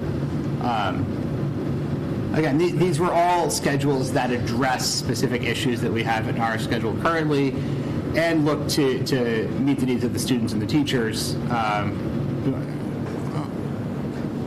And is the survey to the HFT survey the same as the family student survey? So it'd be like One of the things. Some of the discussions are a little bit like. Yeah. But they're basically the same survey. There might be a word change because it's to teachers versus students, but like it's the same questions. I think all this it's not that we're selecting one of these schedules or whatever it is. They're very different. There's some that are very similar, but like there are things to learn and gain from the feedback on these different types that may result and yield alternative schedule. You're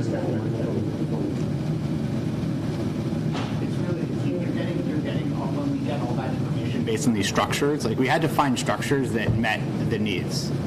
And so once you do that, it is much easier if you find a structure that has a lot behind it that you can then build off of that. So one of the things I noticed about these 3 is that there's equal time for each of the 8 blocks over the course of the 4 days, 8 days, or 5 days.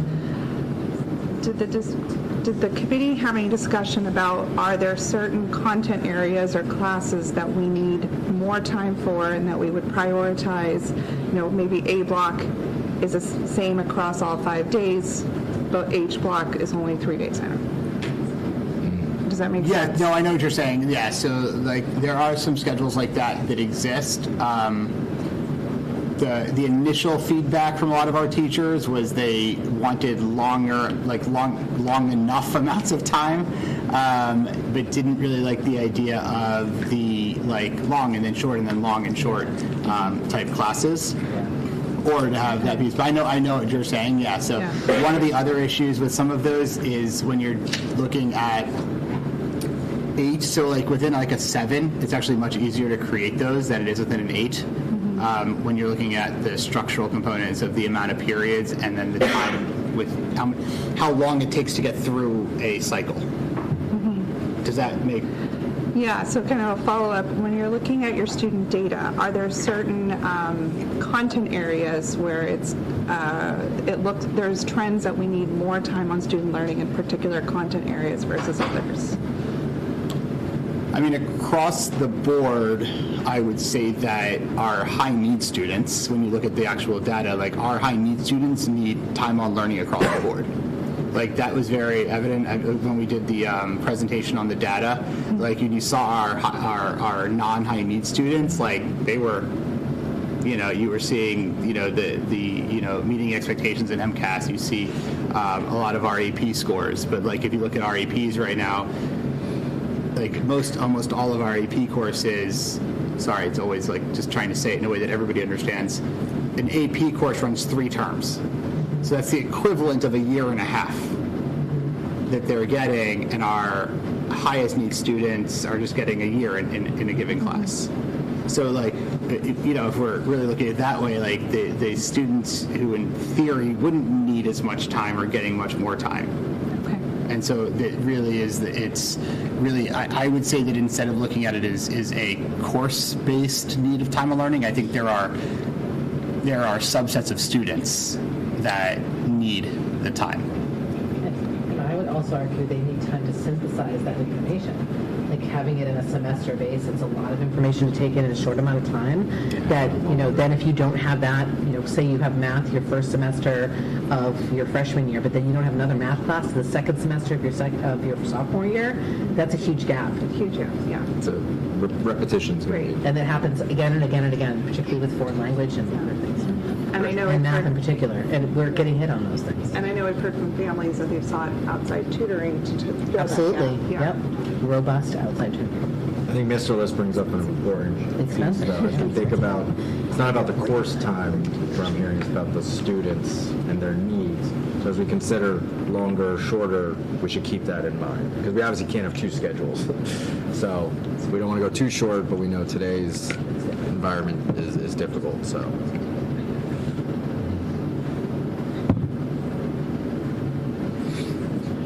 Keep going.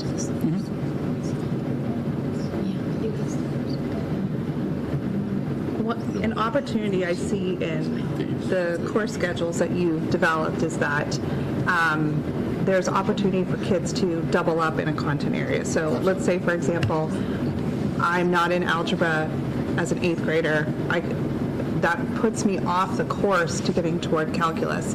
But in this course schedule you've built, there's an opportunity for me to get back onto that track if I so desire. Yeah, you could. I mean, so a lot of students do that in their sophomore year with the geometry algebra 2 combo is like how that works. There are schools who are actually was talking to the math department head, Bob Tivnan, today. We were just talking about how to ensure that students don't get tracked and get stuck in, this, no matter what schedule we have. Like, how do we make sure that students have opportunities to do what they want to do and to excel in areas? Because we know even in things math and writing and understanding of sciences, like, sometimes it just clicks. Sometimes it just clicks for them later on, and so to give the opportunity to be able to move forward in the area they do. And again, that's when you look at that 8th block. That's where it becomes. That's where it allows for those components to exist. This is the most like our current schedule that that allows for the continuity of year long. It's an AB every other day. So it takes the length of our current period and makes it longer. It increases the length of DSB, but it just does 8 courses at once, alternating days. Yeah. I think that was one of the year long and semester long, same thing. Yeah. The 80 minutes we discussed, 77 minutes we already discussed was a little problematic. So. Yep. Right. Yeah, we're trying to provide these structures because I really would say, like, if the feedback from our students, if our students come back and they're like, we love our 77-minute classes, we really need to take a look at what that means and why they're saying that. Whether we agree or not, they're the ones living it, and so I think it's really important to hear from our students that, and it may not be that we end up with 80. We have to look at it, but I do think it's important that we hear. And again, this is that piece where it's most like our current structure. Like that, this is, and we wanted to give them opportunities to look at various structures, schedules. So you'll notice they're even though a lot of them are rotated or different times, they are all very different. So. Have you received some feedback from students regarding the current schedule, the amount of seat time? What their I mean, I will experiences say with that? one of the benefits of the current schedule is you have 4 classes, right? There is no argument. I've said that before that we could sit here forever and talk till we're blue in the face. Having 4 classes is nice. I think where we see it is that again, our high need students. It might be nice, but we talk about that the retention over time. We talk about a year off of certain classes that and they're kind of you have 90 days quick and then you're done with English, and so those pieces. So looking at our high need students is that's really important here. As we get into those conversations with students, we need to hear what is most important to them. When all of this talk started, I had a student come to my office. She was chosen by her friends because nobody else wanted to say anything, and so she had like this page full of questions to kind of talk about. And I will say that what was so interesting about it was she talked about how she likes the 4 classes, but also said, but it's also not fair that you can't take band, that you can't do chorus, that's special. So like students understand the limitations of our current schedule. We have students who are top performing students who are frustrated because they can't take the APs that they want to take. So like there are struggles in every schedule, and so the student feedback and the teacher feedback are going to be extremely important to which schedule we start to like hone in on and start to make shifts to and changes to.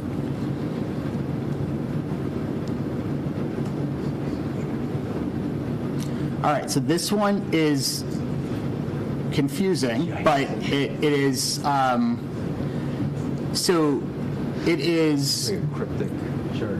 It is basically a concept that we don't know if it's viable, but it has components that are that we want to understand what people may like or not like about it. And what you'll see about it is that if you take our current schedule and add a period to it, and then allow classes to run term, semester, year long, like based on that course. Basically just adding another class. What? You're just adding another class. Well, you're adding another class, but it's like, and this is why we say we don't know if it's really valuable, but we want to see what the feedback is it really is that you take X course and it runs, it could be a year long, it could be a semester long, it could be a term long. And so again, structurally, and when you look at like a power school, like if you think about like a puzzle and trying to fit all that together, that's the difficult part here. But we do want to understand, because if there's a value, let's say, to some of our classes being a term long, and that's there, like, does that fit in with one of the other schedules that we have? And so that gives students access to more, and maybe teachers feel like there are certain classes that should run a quarter. I mean, just like in a year long. So you can take components of these structures and kind of play with them. So this one here, that's why you see the A1 and A2 and B1 and B2, because you can have classes that run every other day. You could have classes that run every day for a semester. What this one still has is it has every type of class in it. So you could have semester long every day for like English, or you could have every other day type classes. And so that's where it kind of is like the everything schedule, which again may not be viable, but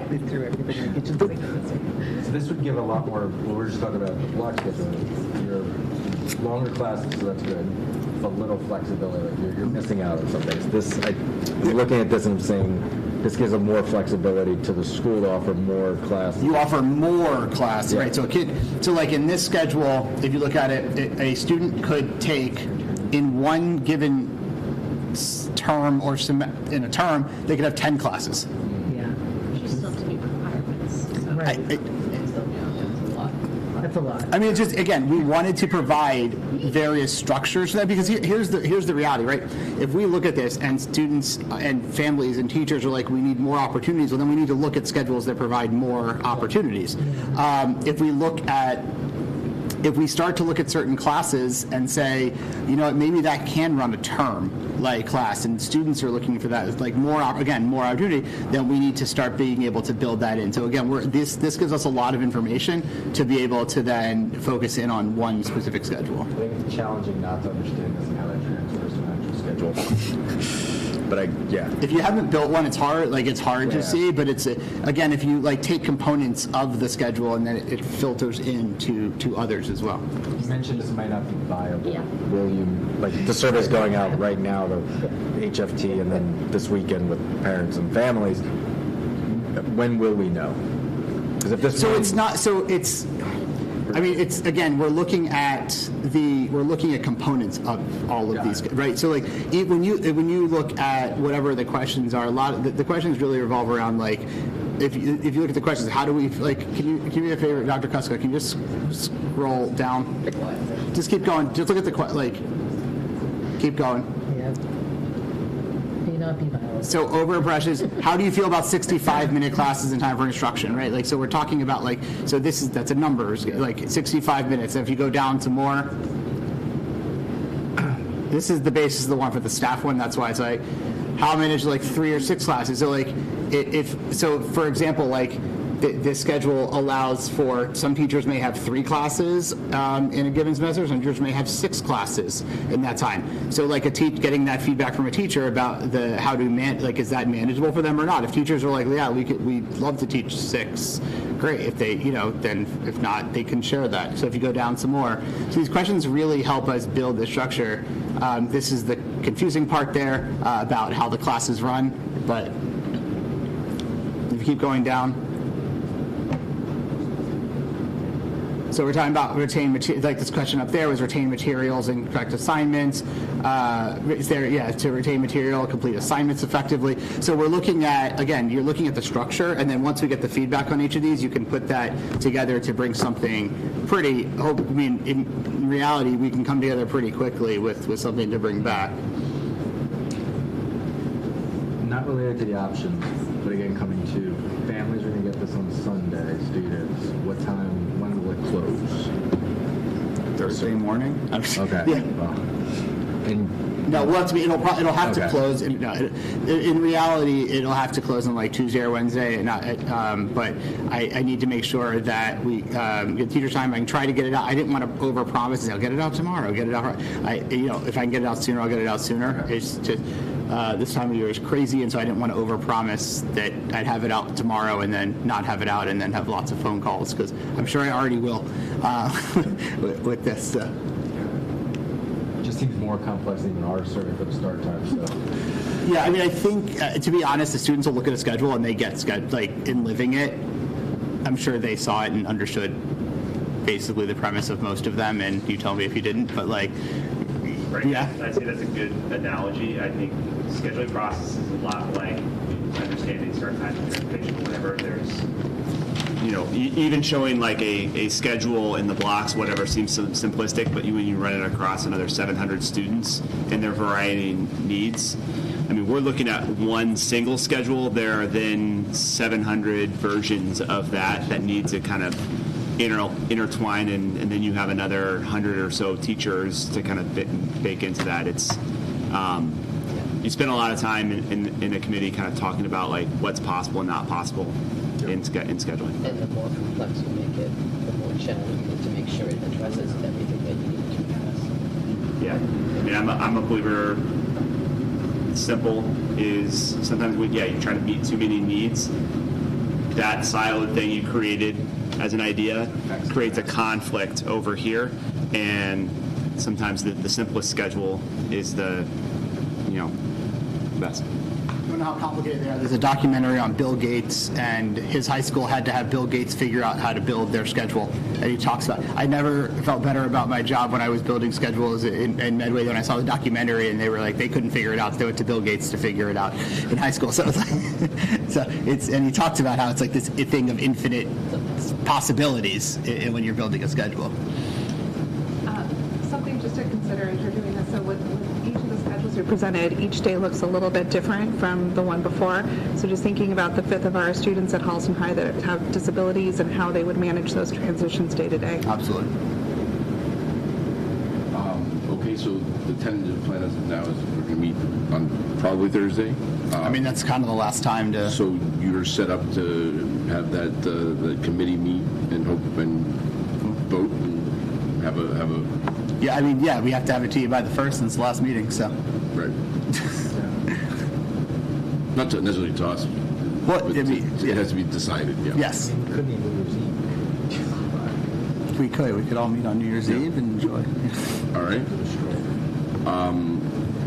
Well, thank you. Yeah. All right. Let's see here. So that brings us to the end of our meeting. Hold on. We're like Go back to our halfway first done. topic. Trying to.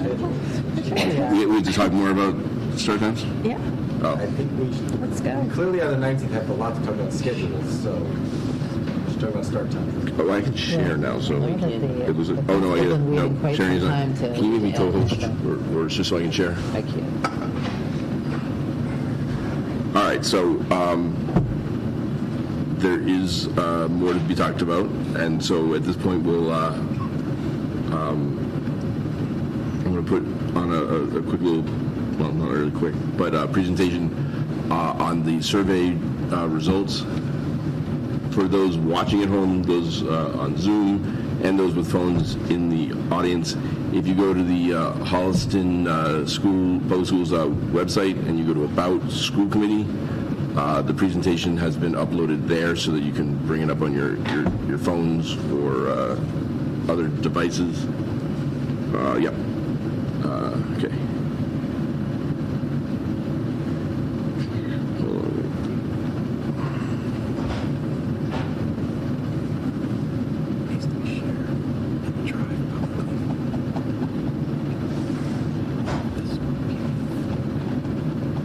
You put it on the website, right?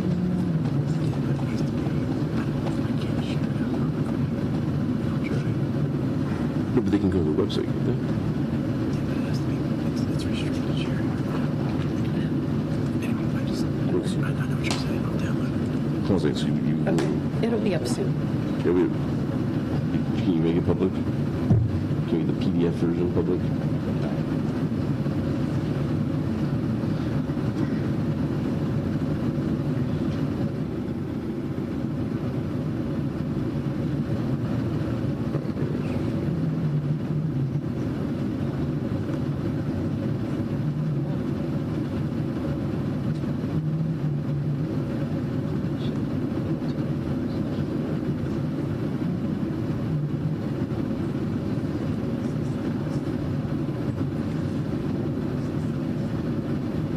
Can you bring it up now? It should be. I put it in the link. Here, I'll go.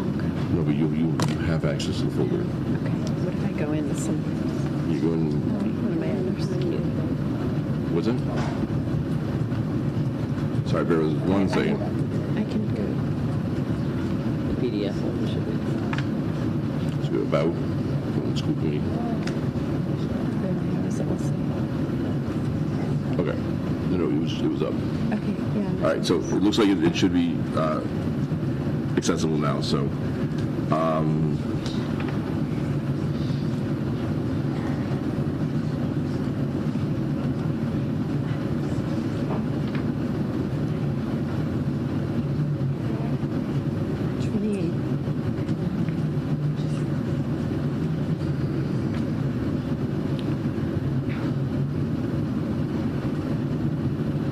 how do I hide that damn bar? All right.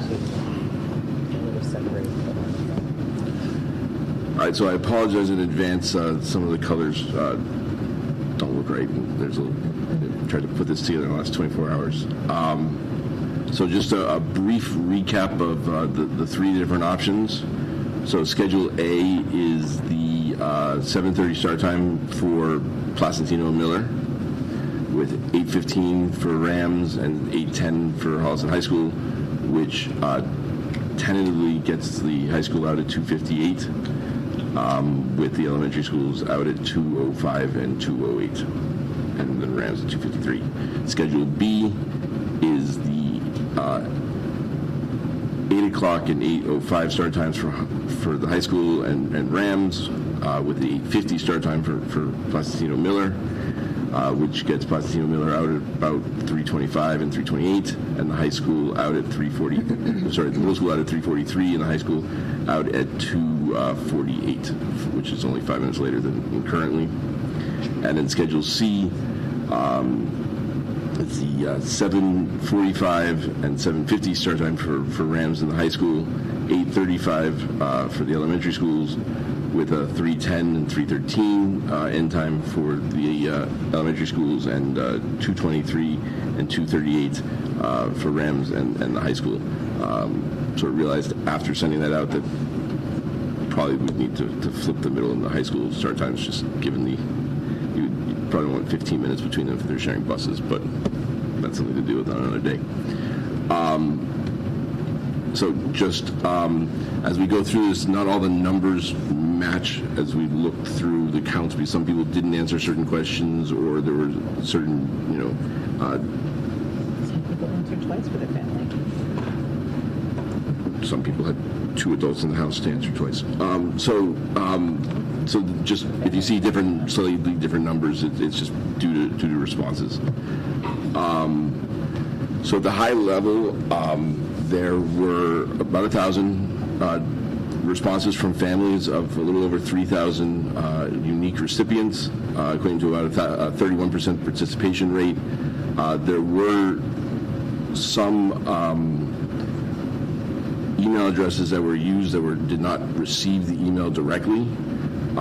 There are a number of reasons why this could be. There could have been some people who got it from Facebook when the link was shared on Facebook, but additionally there are people that are not necessarily registered in Power School, who are parents who their spouses may have shared the link with and sort of had the right to be part of the survey. So I didn't exclude those. There were some duplicates. There were some that I looked through that were pretty obviously fake email addresses. I did exclude those, but for the most part, I just gave the benefit of the doubt. And to be clear, it was about 90 or so responses. So you're looking at like less than 10% of the responses. So I think that regardless, and I'll take a look once I have some time, if it changed anything. But I would say that that's pretty good. So anyway. So families, 31% participation rate. As you can see, Schedule B was the favorite of the families, but in general, it's kind of a third, with Schedule C being the least favorite. The staff survey, we have 319 total responses of 606 recipients for a 53% participation rate. Basically, A and C were essentially equivalent, with a clear, trailing of Schedule B. And then for the students, again, fairly close to the families, which I thought was kind of interesting. But we had 657 total responses of 1,400 or so students who were sent. As a reminder, we sent this to the middle school and the high school students, so it was grades 6 through 12. Equating to a 46% participation rate. Again, Schedule B was the favorite, but kind of everyone was in that third zone.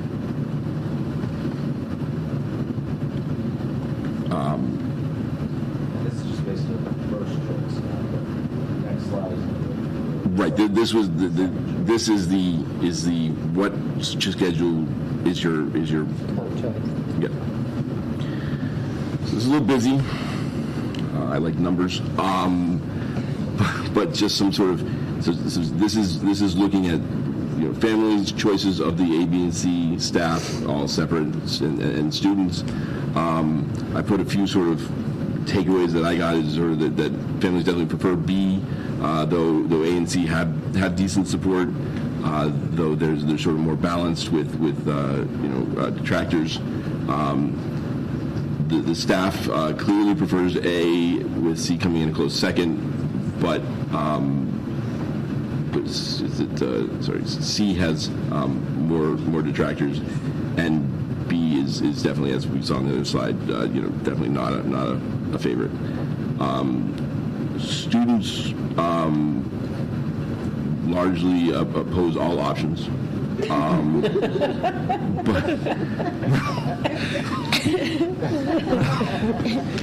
Not joking.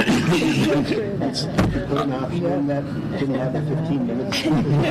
Some of them tried to put that option in. That was actually the other column. We appreciate their honesty.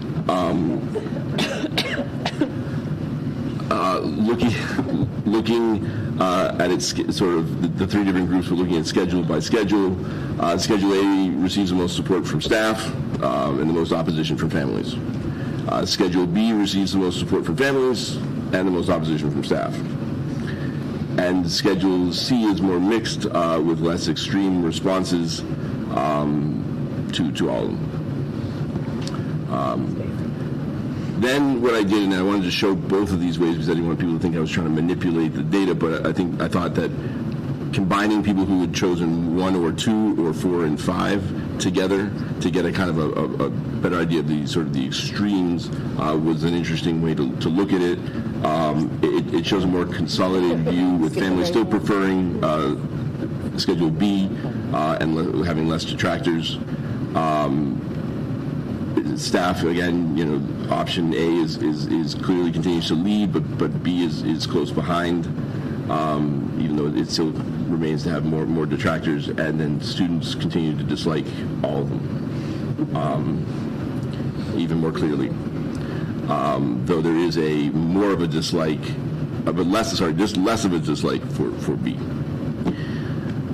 And then just looking at it schedule by schedule, again, the staff supports A more, but still, more balanced, but still support for C. But Schedule B is now more clearly visible as the choice of families, and staff are kind of split on both sides. And then C is the least favored of students. Those staff and families both show more support than opposition to Schedule C.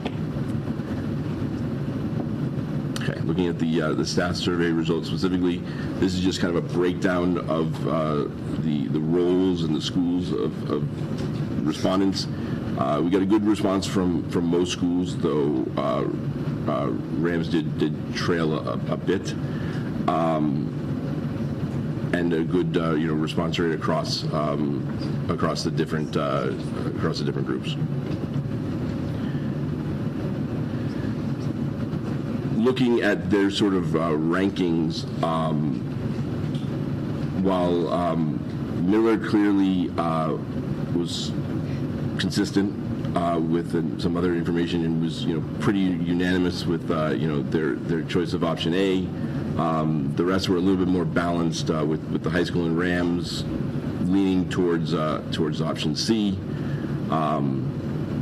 One thing that I do know that's circled in red is that the paraprofessionals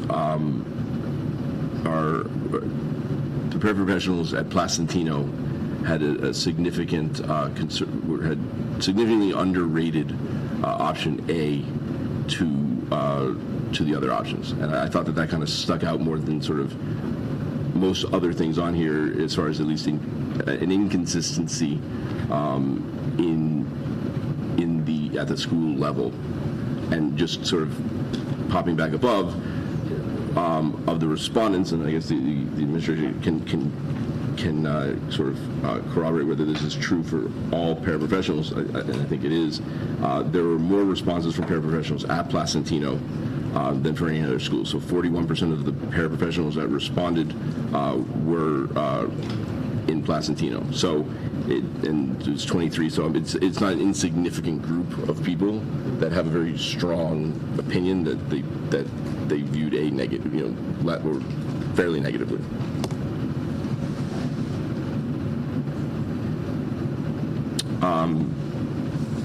So I thought this was interesting. Overall, while the staff were evenly split between A and C, disliking B, I got to give it to Miller for consistency. 97% of Miller staff wanted A, and none wanted B.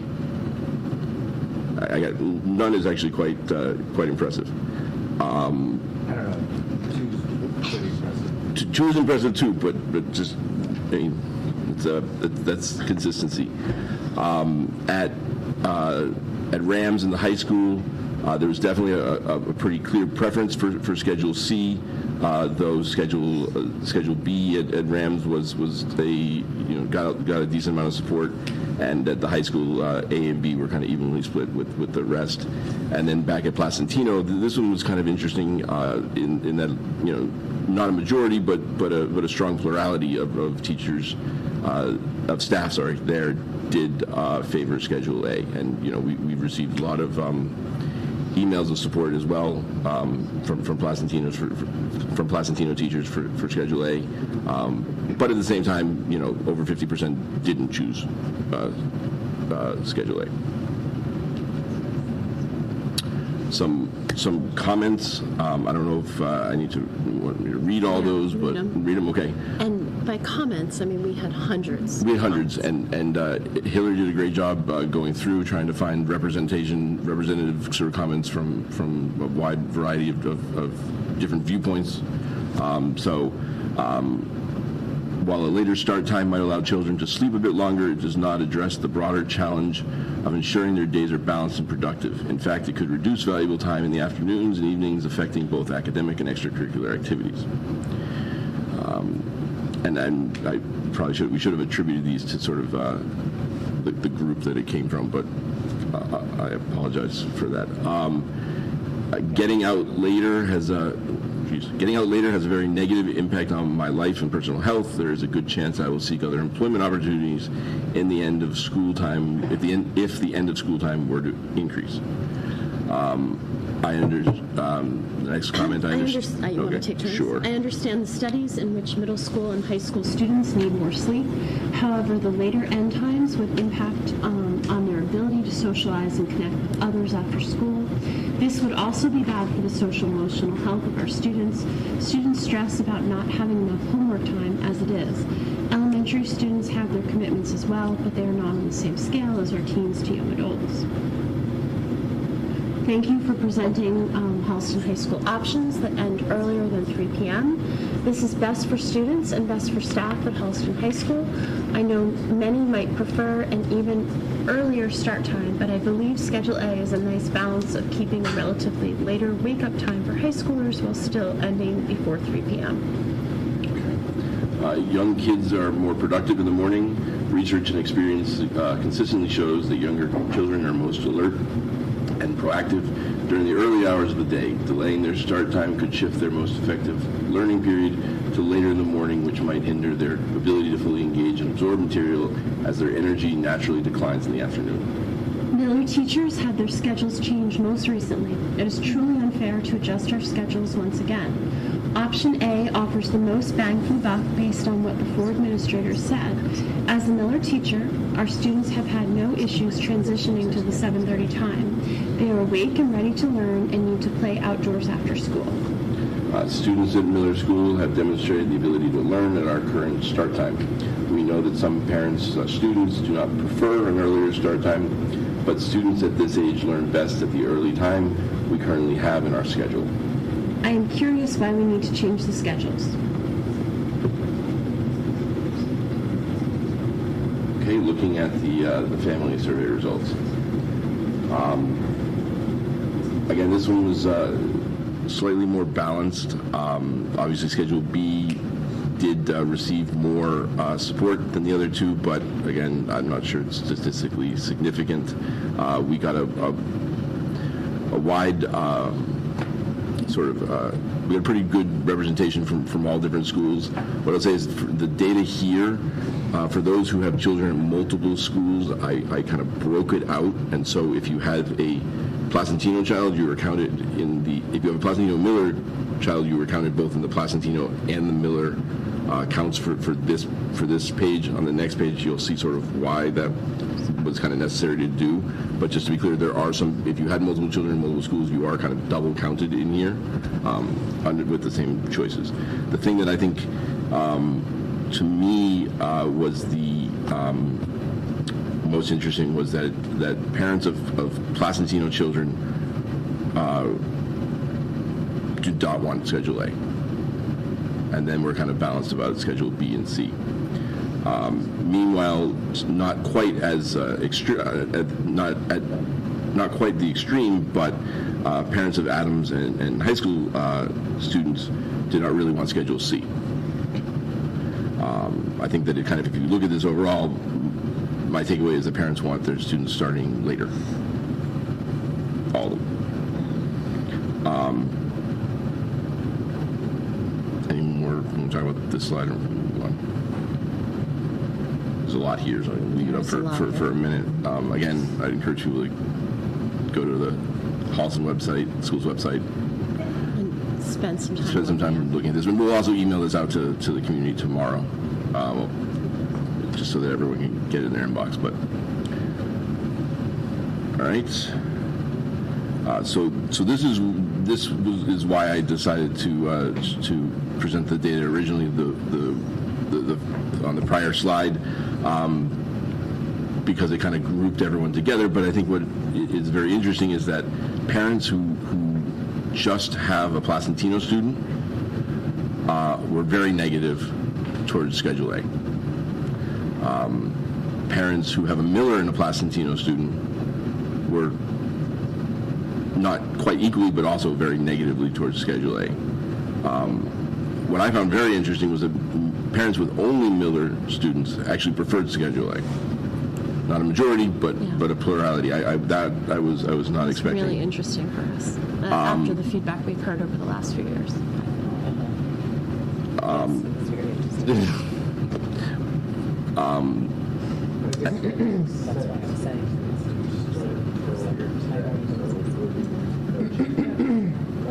Placentino, there's the change, so obviously.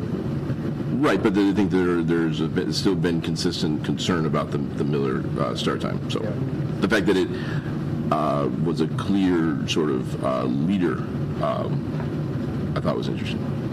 Yeah. And then the high school and Rams, both, if you just had a child at the high school and just had a child at Rams, you did not want Schedule C. So both ways of looking at it, show some interesting facets, but then it kind of breaks down as you get to parents with children at many different schools. I think what's interesting is if you have students at all schools, you overwhelmingly are choosing 62.5% are choosing Schedule A. That is 8. That's 8. There's 8 responses. I didn't see that number. I was like, oh, that's interesting. There's a reason I put the number of responses. No, I get it. on there. I was like, I didn't see the number of that, but yeah, I do think it's. These are ranked, and just people you can see this, but these are ranked from most responses to least. And thank you, because I know this took a lot of work. Yeah. The way that we collected the data, it was not easy. I'm not a big fan of the color schemes. They didn't quite.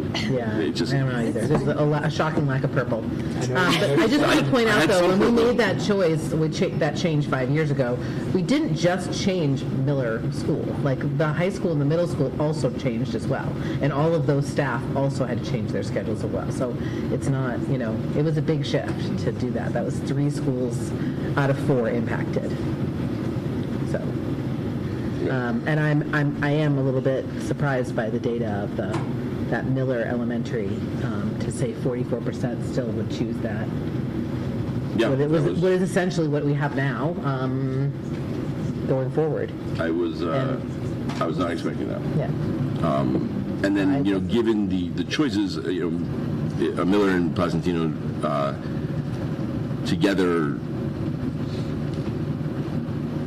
That was also interesting that was so low, given that we're now moving the start times together. Yes. Yes, I would have expected that the benefit of having your kids going at the same time may have outweighed the early that was a big deal. There was Because that's a huge concern, yeah. yes, That's right. what I was The kinda- 80-minute So that gap is was very something that they were interesting. very, that was That was something I was really looking concerned for. about. Right. So we felt like we were solving a huge problem by putting, for so many years, all your students would be at the same time The on the same transitions, bus. you would have- I mean, less Yeah. transitions, yeah. But no, if you have if you have a child at Miller and Placentino, you prefer Schedule C. It's just, I had 3 kids and 3 different bus times for a long time. So. I would have been happier with just 1 or 2. Yeah, exactly, to do work. This slide is just abysmal, but I just got lazy. Other families' data? It's just interesting. And then I just started copying and pasting stuff. But what I think is interesting about this slide, in addition to the fact that 18% of people would be more likely to take a bus based upon the schedule change. So I felt like that was a confusing question, though, because to me, and I reached out to Hillary, and actually to Sarah, but I don't know if I forgot you off the list, but to me, I didn't even know how to answer that because I think it would have depended on what we choose. So if it was like, if we choose A, will it change? Maybe. So I felt like I had another to poorly designed question. just saying. I don't know. Just for the record, I had nothing to do with it. Exactly. Done. Zero.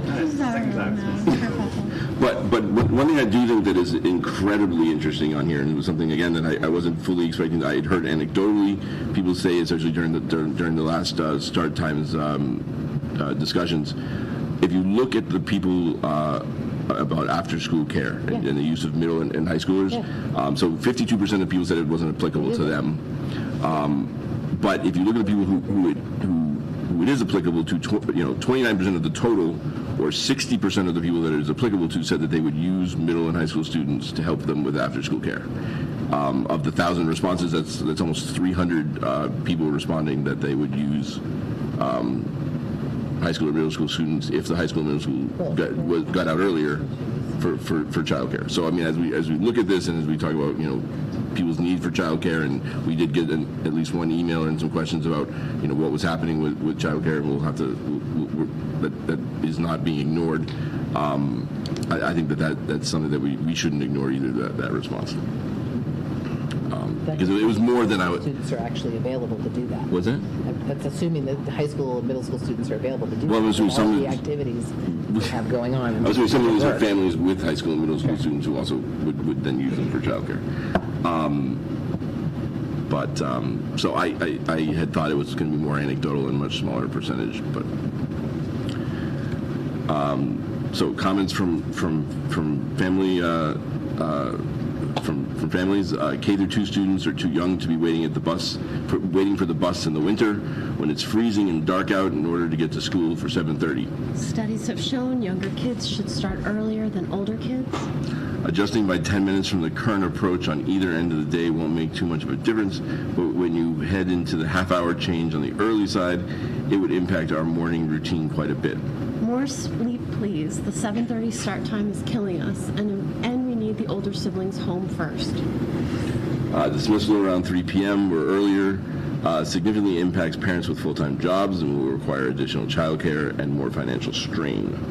I love that all the options pool Placentino and Miller school students and Rams and high school students together. This is a significant improvement from previous versions. With all 3 of the proposed times, you are failing to see the impact on the length of the time children will be stuck sitting on a school bus to and from school, as well as the impact of traffic for drop-off and pickup at the Placentino-Miller complex. An earlier start time would help with work commutes. The schedule would take adjusting, but all new schedules do. We'd get there. I would want to keep the purpose of a later start time for the high school in mind, per all the work done a few years ago. Option 1 would cause significant stress on our family logistically and financially. I assume that's option A. But Yeah. And the students. So, and then the student survey.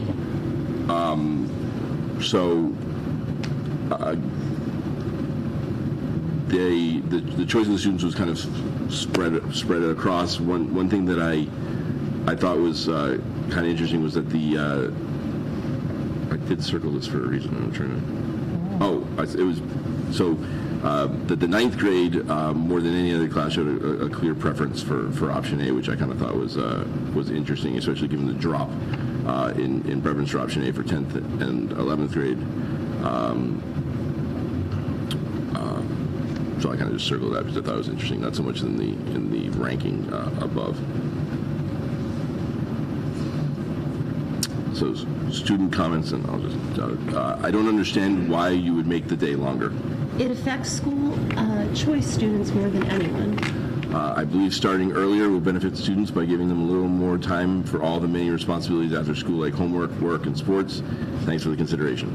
School days that end after 2:50 make it very hard to get ready for co-op, sports, and other towns. I will adjust my bedtime accordingly to when school starts. That's a great answer. The swim team would not be able to make it to school on time. I say we keep it the same. If school ended any later than it does now, I would be forced to quit my job, given the very little time I have to arrive at my 3 p.m. shifts. I'm very much opposed to this because I need a job to pay off my car and its insurance and to save money for college. All right, and then I did bring out the impact study. People can sort of look at the impact that certain different things would have on people.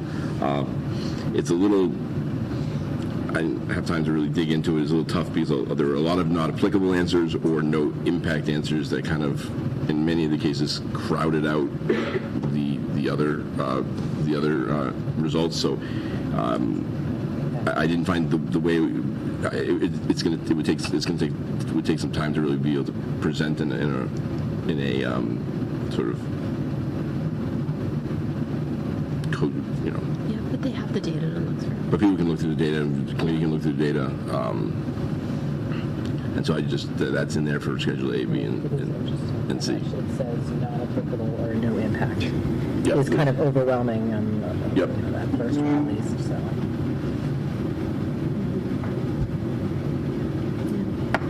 Which is, I mean, I'd rather it have no impact than it be negative impact, right? So. Actually, Or no not impact is affected. pretty strong on a lot of those for families. Yep. What's that? I'm sorry. The no impact is pretty strong on all. Yeah, it is. Yeah. Which is, so I was like, so sometimes I was surprised by how vehemently they would choose something, but then say it actually really doesn't have much impact, but I just want this one. So I just, or very little on these other work-life balance or whatever it was, you know? So I thought that was interesting. So those are the results of the survey. There were a few more questions, but those I thought were the most pertinent. Good job. Yeah, thank you for putting all that together. That's a lot of data. I like numbers. I know you do, so that's good. This is like the fire hose approach. What do you mean? It's just a lot at one time. Well, I mean, there's a lot of data. Yeah, I know. Out there and look at it in different ways, right? I tried to think of different ways to kind of cut it to try to get into it. And again, things like the things that I think are important are going back to that paraprofessional impact at Placentino is just something that, as we move forward, depending on what the committee's decision is something that I think the administration should know about just ahead of time. And we can dig in. We have the data, so we can see those who responded. We don't not by name, but we can see. And also, we can look at comments that are made and things like that as well for those answers in more detail. But Can I so ask a question? So yeah. when I'm looking and seeing all of the no impact, Oh yeah. that's really, does it make any sense at all to kind of lean that towards the, like group it, right, like no impact positive and, right, have all of those numbers together and then the negative?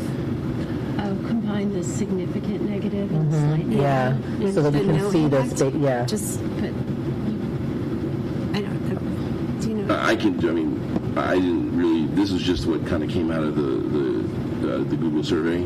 So I'm just wondering, because it's difficult to try and really get a real feel for some of like the family and the student data. If you just look at the schedule itself, A, B, or C, is kind of a toss-up.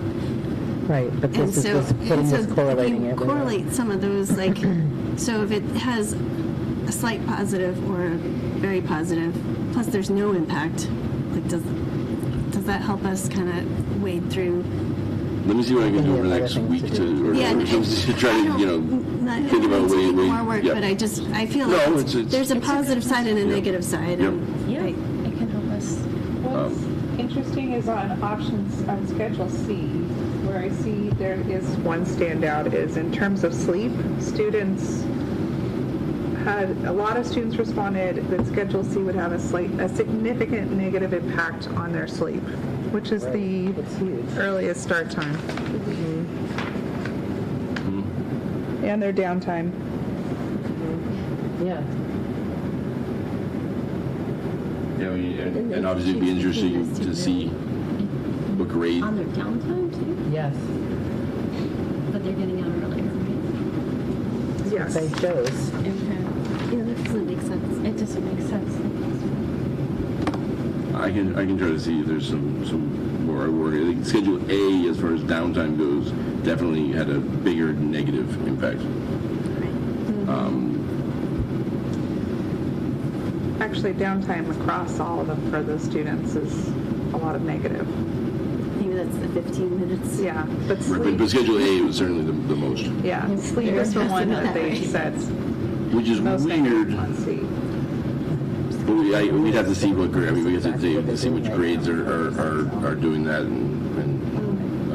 Doesn't matter. So another area we can keep looking at. right. And then of course with the students, there's no K through 5 in here, and very little grade 6. I don't know if I put in There wasn't much grade 6 or 7. no, there wasn't grade. No, it's 5.5% of the respondents were grade 6. Yeah. Even my own daughter didn't respond. Well, to be fair, when we did it last time, we actually asked for them to do it during like their flex block. But they did get a few reminders too. I think they were reminded a couple It was times. more directed, like, can you please put this out now? Yeah. Just because we wanted to get representation. That being way, said, so. we have to think about that, but to Dan's point, it doesn't include K through 5 data, right? No, but that's why we have to Collecting wait that more the from parents, yeah. the families. But all in all, in a week, thank you to the community, right? Staff, students, and families. That's almost 2,000 responses in just 1 week. Okay. So are we bringing the administrators up? we can ask. I mean, what? Or How we do did we? get some additional feedback from them. Are we not going to discuss that? Well, I think we should discuss the entire thing, and we can bring into Yeah. it the different. Well, this is just another piece of the puzzle. I figured we should bring them up and then we can have a discussion. If you were to ask questions, I don't think we should be. We don't need to put them on the spot and have them do a presentation for us. But No. would you guys like to come up to the table, or rather, are you willing to come up to the Right table? there, I just-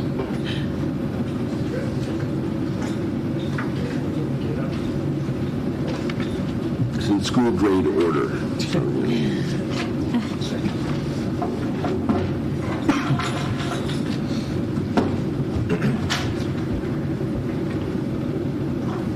you can use that one,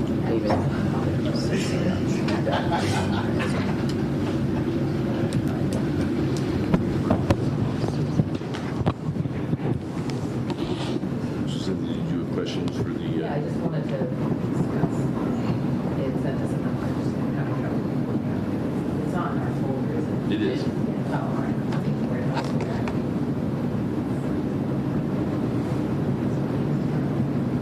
Start time. It's the school start and time. No.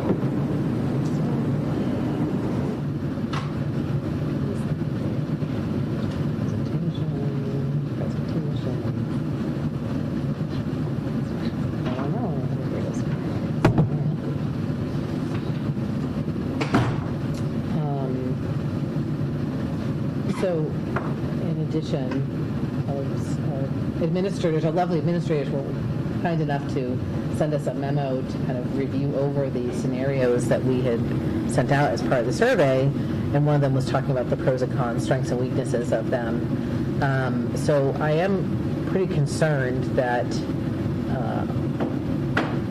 scenario C is may not be feasible, given that we only allowed 32 minutes between the bus runs, when we know we need somewhere in the nature of, at the bare minimum, of 40 plus. In addition, I think there's significant safety concerns about staggered dismissing our younger students if they go second. Because that's what would end up happening. Safety concern? Yes, because when you do a stagger, you've got buses kind of coming in and constantly coming in, whereas if they're all there, then all of them go off at one time. Does that make sense?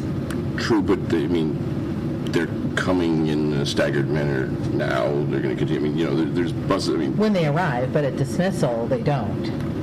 They're all the buses are there. No, I get it, but because and that wouldn't be the case. Okay. Is that concerning from your perspective? Well, and I think the difference between now and the proposed plan of us being together is I have 12 buses now. We're going to move that up to 17. And the way that Dave and I were able to design that dismissal plan was predicated on all the buses would be there. So now we're housing 1,300 children inside, waiting for buses to come in. If Keith, I think you planned 45 minutes for the run.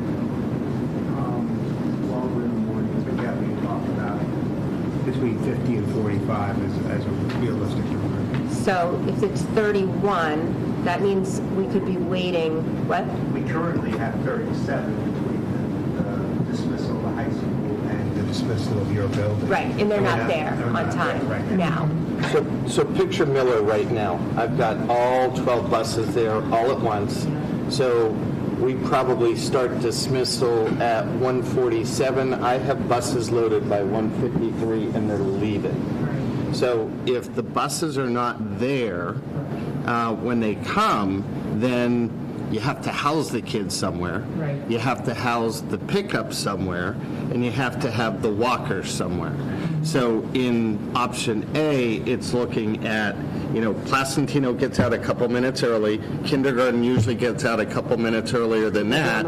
They can get the kids on the bus. Our kids just leave the building, find their bus number, get on the bus. But if we're waiting for them, that's the big if.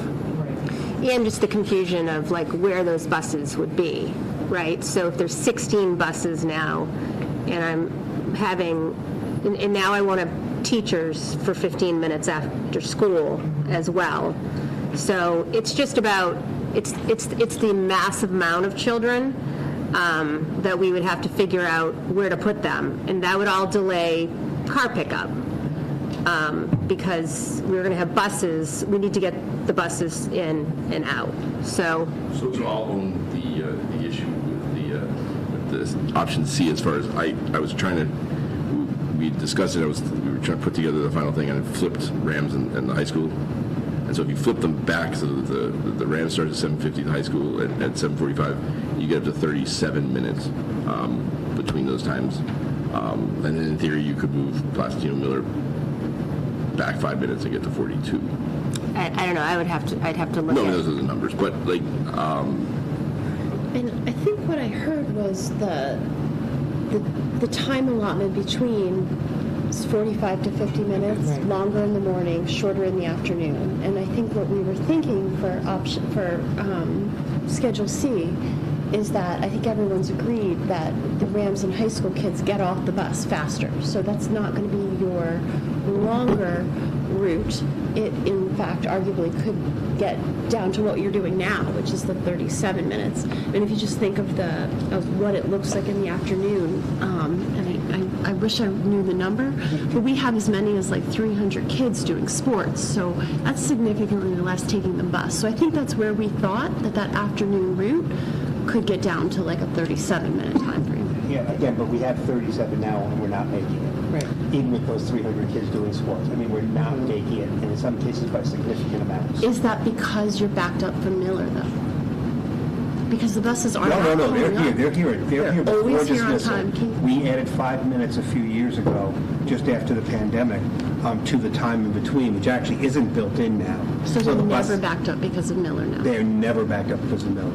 And I think that to Jamie's and Dave's point, if the buses are coming staggered, so now they're pulling kids in small groups versus having them all ready to go and getting 1, 2, 3, 4, and then the ones that are late, now they have to get all those buses out, because if you remember, the plan was that the buses roll, they're waiting, they roll, and then the cars come through. Yeah. So now the staggered approach means potentially getting buses off the campus 10 or so minutes after that, which also delays the parents so that was kind of, when they planned it, they were thinking it was predicated on the fact that the buses were there to make everybody move quickly.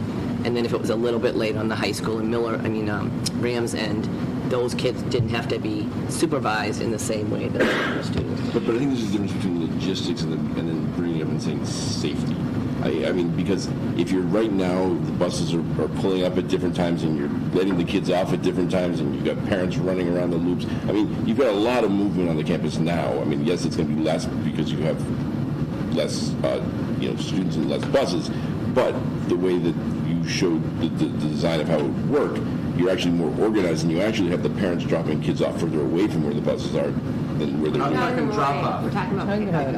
Yeah. Well, pickup is the same. Is No, it's not. It's not the same.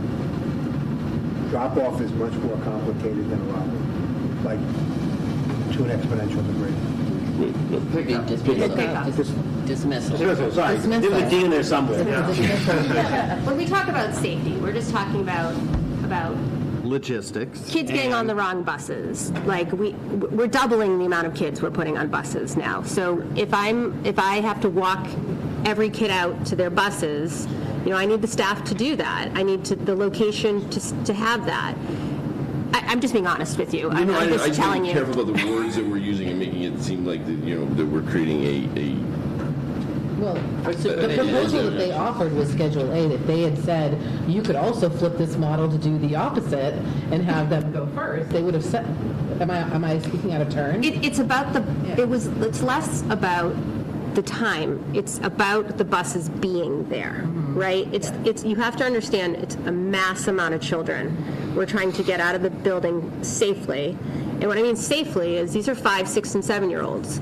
If I'm asking them to walk out and the buses are in different locations, and by the way, half the bus numbers have the wrong bus numbers, you know what I mean? Like this whole piece, it's going to take time. And I'm going to have staff to supervise kids. Rams in high school, they don't have that same level of supervision. We just have a higher... Bell rings and they go out. They go out.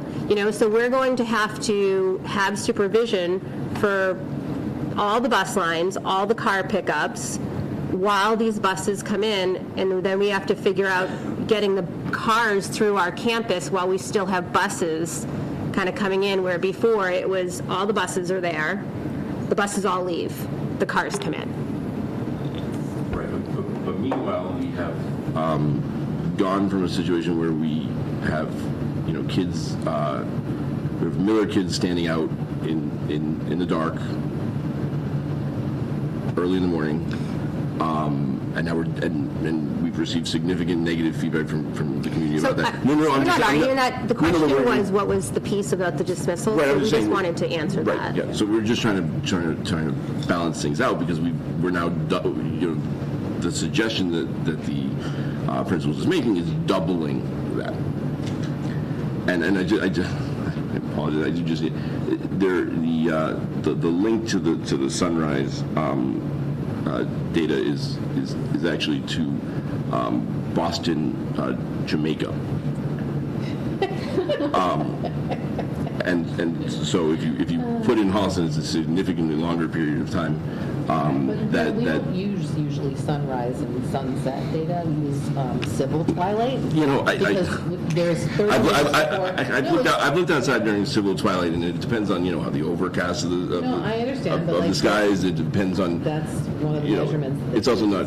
Yeah. No, I was around during that debate, and I heard that, and I. Boston TDO students right now are doing in the dark. Yeah, they are getting Right, off. but again, they're getting off the bus, they're not waiting for the bus, so they get off and they go right to, their parents' car, right up the driveway to their house. They're In the not, morning, they're with their parents as well, as they should be, because they should be supervised. but they're not waiting. I mean, it's, Yep.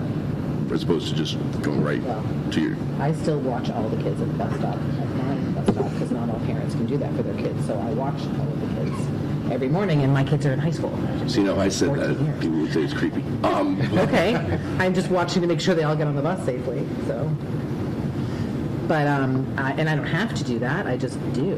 But our younger kids typically are waiting with parents, and if you're at Placentino, you have to. If you're not out there, then you're, to pick up your kid, then they're going back around and they're going back to school. I'm just still trying to get past the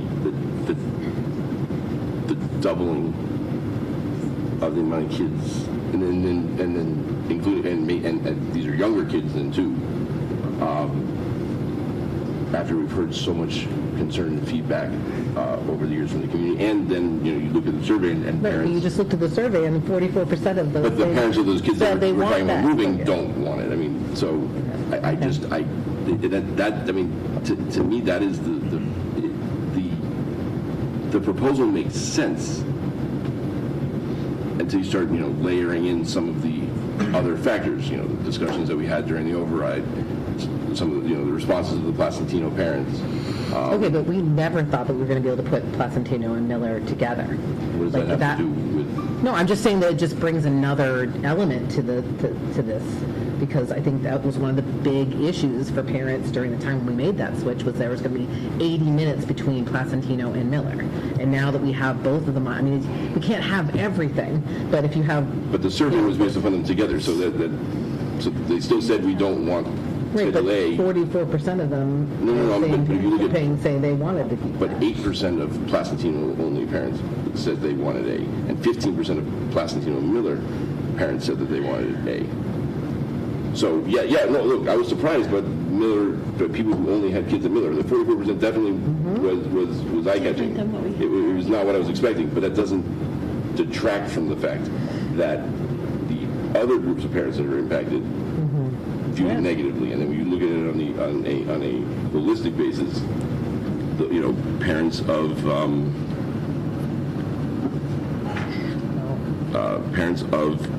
Placentino, parents who have kids at Placentino, 13.7% of them chose A, 43-ish% chose B, or B and C each. It's the most significant impact would be Placentino. Yep. It's the biggest shift for them. The staff, on the other hand, are more amenable to it. That is also recognized. I guess what I would say in the last round, they were the only school that wasn't impacted. Right. I don't know if that's, I mean, I'm just throwing it out there. I'm just, just to be fair, they were the only one that didn't got any shift whatsoever. 5 minutes. Okay, 5 I minutes. have to say. Fair enough. They did get impacted. Everybody It was got very small. trying to share. Small change. I think what we're trying to say is it's about the logistics that no matter what time you choose, we need buses. And I can't have kids waiting for 20 minutes for a bus because my staff is leaving. Yeah. So, there'll be Dave and I. No, I think there are other options that can be. You can, specifically hire people for that if we need to. I think that we don't have. We just aren't people available. I mean, we have a hard enough time getting our having people, they leave. They have other jobs, other than for half an hour or that piece. So I know we could hire people and say that, but I'm just saying, I like to work in certainties of what we could do. And when we created this, I just think it's fair for us to share how we created it. We're talking 1,300 students now that we're moving through this, and it's a lot on this kind of staggered piece. So, but just to be clear about the paraprofessionals, they really don't want, Placentino paraprofessionals do not want A. Well, there are 23 paraprofessionals who filled out the survey. That's how many there were. And how many paraprofessionals do you have? 40. Okay, so it's more than half. It's Right. Similar to And the it response was, rate. they ranked it. I'm just Well, saying. it's similar to the response rate for the entire survey, so if we can't, I mean, that's a similar percentage of the group. So And that is the group that would change the most. I mean, I think that's similar to what Cynthia was saying. I think Miller's staff was not looking forward to so early. It was a huge adjustment. It was a huge and now they've adjustment for them. adjusted. right, but looking at Placentino, the teachers, the other educators, they're at 4, so they ranked it much higher versus the 2.3 of the paraprofessionals. So that's where I'm looking at it. There's a significant discrepancy there between. I'm not arguing that. I'm just going back to staffing to make sure I have supervision for that many students while I'm waiting for buses to come in. Right, but my point is, you may have a staffing issue if you go to your proposal because you may have significant turnover at the paraprofessional level as it is if you do that. And we already know we have an issue getting enough paraprofessionals. That's all I'm saying. Is like we're talking staffing issues. This you may be creating one. I think there's also so many variables that it's hard to disaggregate them. But that could also mean that because times change in other buildings, maybe Paris switch buildings, and we always offer them opportunities. So I mean, But if you want to pull out percentages, what was the percentage of Miller staff that wanted A? Oh yeah, 97.7. If we're going to pull out stats. Sorry, 97.1. I mean, I know that the high school principal talked about the fact that we also could just 10 minutes to get. I know that was a big thing about trying to move 7:30 not being the earliest. We talked about potentially doing 7:40 just to get us a little away from that, which would then put us at 3:08, I believe, was the high school end time at that point, in 3:03. So again, it still would make changes there, but there was only that one option presented. I'm just saying there could be some other tweaks You there. could bump things back 10 minutes. That would get you 3:08 is essentially the latest. That's the latest we would want, yeah. So you mean to move Placentino and Miller by 10 minutes to have a 7:40 time? Is that what you're saying? That's what I'm saying. You could do that, but then you probably you start. I mean, we didn't survey that, but you probably start. Survey on that, right? We saw some of that data from the teachers, and it talked about the impact on high school staff of getting out after Oh, the staff survey that was done during the advisory So committee. Yep. if staff attrition is a concern at the high school, that's certainly, we do have that data from the earlier survey that was done. We do. Right, but if that 10 minutes makes it more palatable for, it's half dozen other. If we're saying, though, Schedule C is almost unviable, like not possible because of the gap between the schools and the concern around the buses,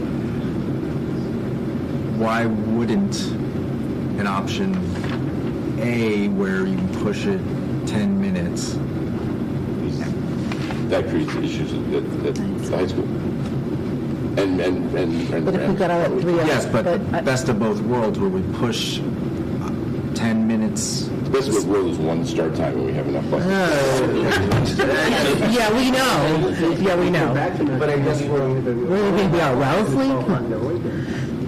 I guess what I'm saying, though, is if option C is the most concerning because we don't have the gap, the gap is the most crunched, and it's still an option, why wouldn't we look at an option A where we push 10 minutes, but keep the high school exit time at the same time? Because I feel like Mr. List had said as long as we're at 3:10 was like, so if we got out at 3:08, we're still within the window. But not for You're in the sashes, Huh? You would also have buses for your after school. That's correct. the other piece. Oh, that's the other piece. Buses. We wouldn't have buses. So we wouldn't have buses to get the athletic run. Yeah. No. We wouldn't. It's not that we wouldn't have buses. It would be that busing would be a challenge, and there's a risk that we wouldn't have buses. No. I think it's important. There are not. A little slightly disabled. Well, no, but there are 9 months to figure the situation out. I mean, we still don't technically have all the drivers. We have few that we're going to. The one clue is that the first run, regardless of what it is, has more buses than the second run. Yes. I've got a few buses that have no assignment during the second run. Yes. And so, but that delta is not enough to pick up an entire swath of an after-school need. I mean, again, even now, there are days where our 2 late buses, and they are late now, or later, we have occasion in the past only run 1 when we've been short for an athletic run. So, I mean, we are creative when we can be, but the absolute truism is that if we have 17 buses for an elementary run and 15 for a secondary run, I still will have 2 buses to do something with that I won't have if the runs are reversed. So you're already bringing on additional buses beyond the 2 right now, at a cost. Oh, yeah. So we would need to do that so that is possible. But it just has a cost associated. Right. I spoke with our contractor last week, and we talked a little bit about brass tacks with regard to his ability to acquire drivers. He was actually very comfortable that he could get 16, which is 2 up from where we are this year. But again, that's as the chair just stated. I mean, there's 9 months to try to, jury rig up another driver to get to 17, and then go from there. So. Is there a way of running less buses in the afternoon because you have less kids taking the bus? I mean, when Miller gets out in the afternoon, a lot of kids are walkers, or they go downtown. They're not taking the bus. I know you said technically a seat for anyone who's signed the bus, but here's so if you're trying to do that. The problem is the model right now is built on 58, or the target's about 60 kids on a bus with a 77 capacity. That's a lot of shuffling in the afternoon with our youngest children. So I can't just pick the Miller kids. All the 5th graders. Right, but we have Rams in high school together right now, right? Yes. So we should be able to gather data for how many kids are taking the bus in the afternoon. Right now, we would know then if we could actually drop a bus from that run to get them to. You would need to drop a bus from the elementary run, though. No. But what I'm saying is, if you're dropping buses, you get them to the school. He's saying implement C. I need 17 to do the elementary run. Right, but if you're able to get fewer buses for the first run, you will have more buses at Placentino Miller to start, regardless of how the time is spent between. I'm just saying you get more buses there to get the more kids. It may not be every bus there at once, but if you're driving buses, you reduce the uncertainty. It'd be them putting kids again on different buses. So you'd have to know in the morning I'm on bus 12, in the afternoon I'm bus 8. Well, I'm talking about high school and Miller. Oh, sorry, high school and Rams. So those kids. You're putting an extra bus. Right, but I'm saying high schooler and a middle schooler. Deadhead on the first run. Yeah. Does that help you for the... We're barely surviving. I mean, barely surviving with 14 buses now at the high school run. I've got 3 buses that touch the Queens with more than 70 children on it. Again, we're struggling.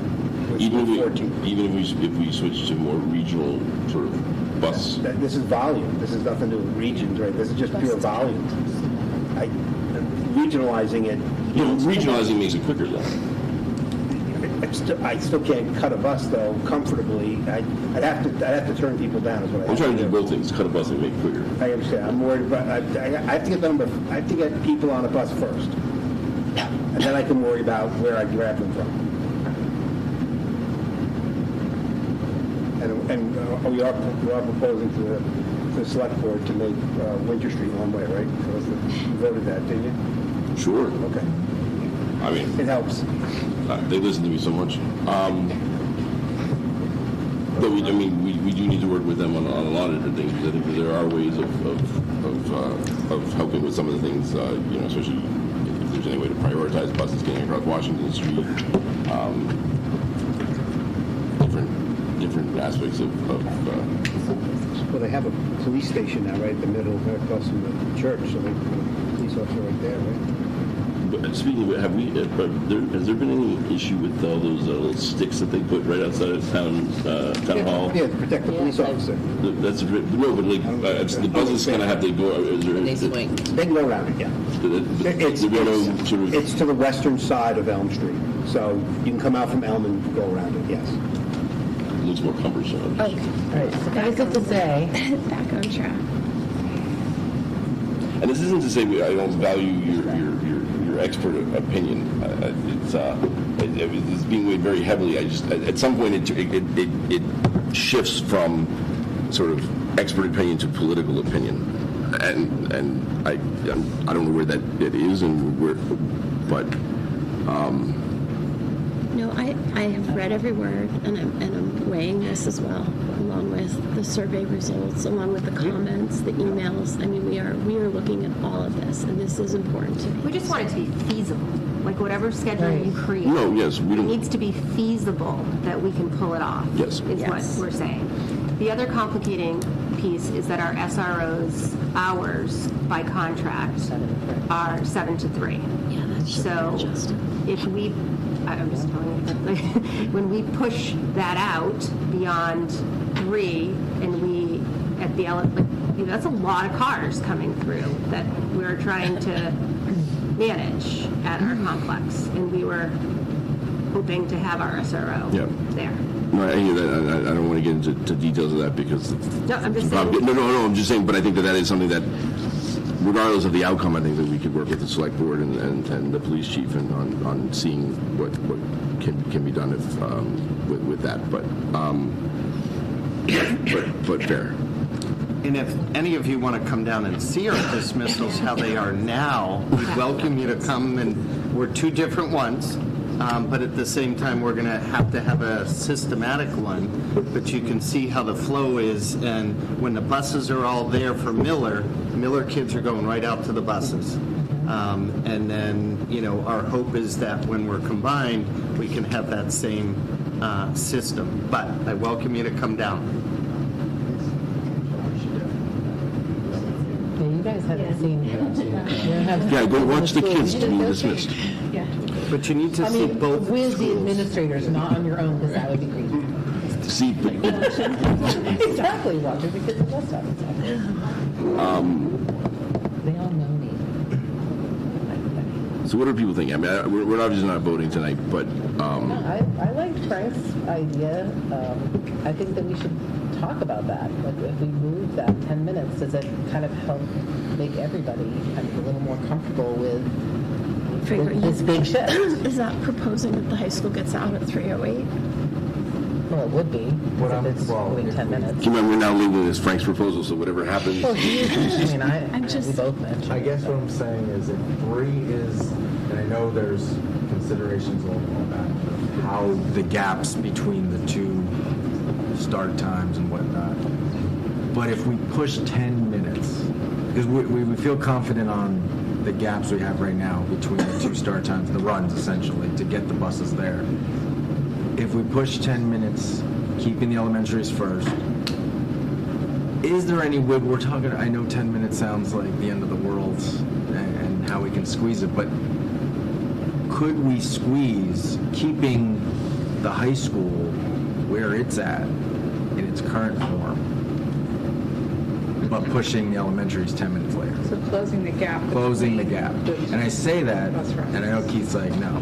He's already shaking his head. We just need to wait a few weeks and then he won't be able to answer. It's just, no. So I will ask Dr. Jordan.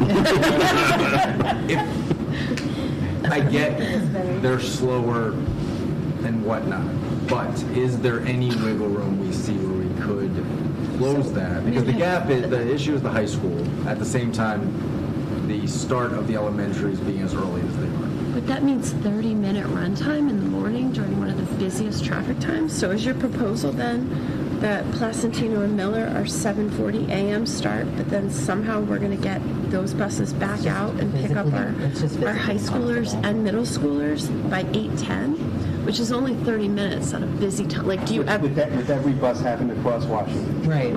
And the fact is that, again, we're not making the time universally now. I mean, now, the idea of combining stops will help with that, but we're talking about helping in minutes, not in tens of minutes. Right. So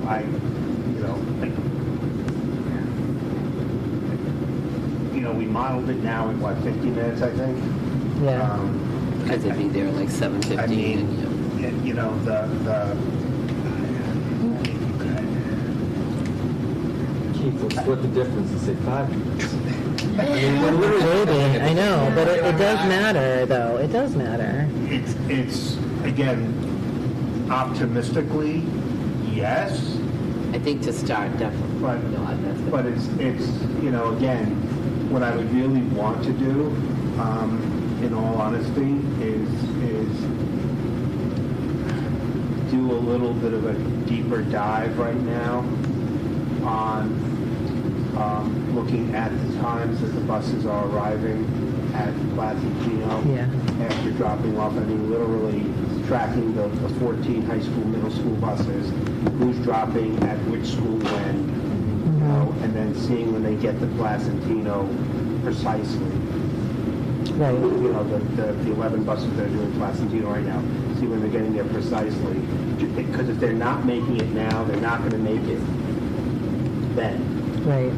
Do you know what I'm saying? Yeah. I mean, conversely, From a time frame, it's in a similar time frame, but it's, you know, we just, I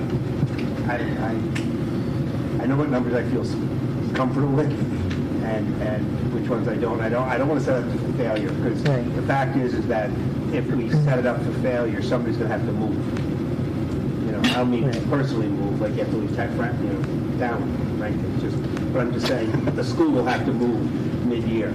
Right. I think that's the biggest thing, trying to factor in so many different. Yeah. It is a puzzle, right? Because it's logistics, it's safety, it's the number, the volume, it's after-school sports. So that's what the proposal was, trying to factor in all of those things and also deal with the sleep studies and the mental health of students. So there was, it's not just one thing. You move one puzzle piece and it just blows everything else up too. As I said earlier today to somebody, I said, you know, this isn't calculus, but it's not addition either. Exactly. It's more abstract than it looks. All right, so let me throw out a really... Conversely, we don't want buses like dropping kids off too early either. Like at the Miller Elementary, if they're picking up and leaving if they're there earlier than 7:15, right now there's no staff there to supervise them, so they would just have to be sitting on a bus. So we don't. It's like Keith, what is the more art than science. What is the shortest Placentino Miller bus run in time? Right now? Well, I know we're combining them, but whatever you can give me. There's one that's timing itself out, and I've got to put some more kids on it now because it's timing out so low. It's at 30, give me a second, 30-something, 36, 38 minutes, something like that. But again, I have some that are 55 right now timed out, so. No, but I'm thinking of activities, and you know when you get things freed up, because we did have a couple students stand up there and suggest, you know, starting the high school as early as possible, and if you did a 7:30 start time for the high school again, I know, Cynthia. No. I just. It goes against our science that we talked about. Again, I think that science is a more holistic view, and there's more to it than just sleep. Just science. Yes. You can have your opinion, but there's also facts. No, I'm not debating that more sleep is better. I'm saying that if you just look at sleep and let that drive everything, you're missing a lot of other factors. If it was driving everything, it would be like 8:30 or later. It's not. So it's 7:30, 7:35 for Rams, and then and No, it's the other way. Rams is 5 minutes before high school, just because it's a longer schedule than high school. no, the high school is first because it's a longer day. 7:30 gets the high school out at 2. Yeah, I have it wrong in C. I screwed it up in C. And then you did a I don't know 8:25 start time for Placentino Miller. It gives you a 42-minute bus run, but the dismissal is at 3 o'clock. Which frees your buses up at 3:40. Does that work to get them at least your earliest buses? I'm sorry, freed up closer to 3:30, 3:40. That'd be a Mr. List question. I can't free up the Well, he said not for regular day, but for athletics. No, wait, so we wouldn't get an athletic bus till, so we would get an athletic bus till 3:40. They leave at 3:15. So we request our buses at 3:15 and we normally get them by 3:30. Right. But you're saying the earliest that a bus could show up would be 3:40, which means based on the current run. I mean, the current runs. Yeah. In this. What current runs? The current Constantino Miller runs. The shortest is like 36 or 38 minutes. So that would. Right, but there's like 38 kids on the bus, so it's not necessarily representative of what the average run would be, unfortunately. I'm not looking at the average run. I'm looking at because I'm not talking about all 17 buses. I don't need 17 buses to transport kids. He's talking about getting. I'm talking about getting the shortest. Threading a needle here. That is what we're doing. No, I get it, and I'm just saying that we also have other extra buses because if one breaks down or something like that, there's other. Earliest any of them could come. No, that's Holmes's issue. If one breaks down, they have extra buses. Okay.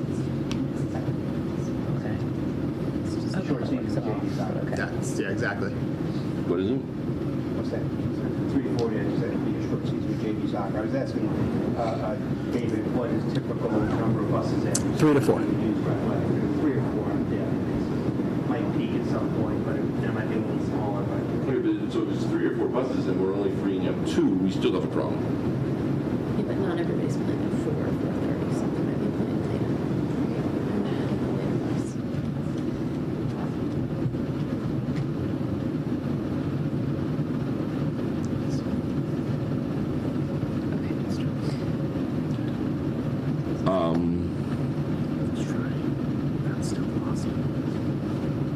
Should we send out another survey? No.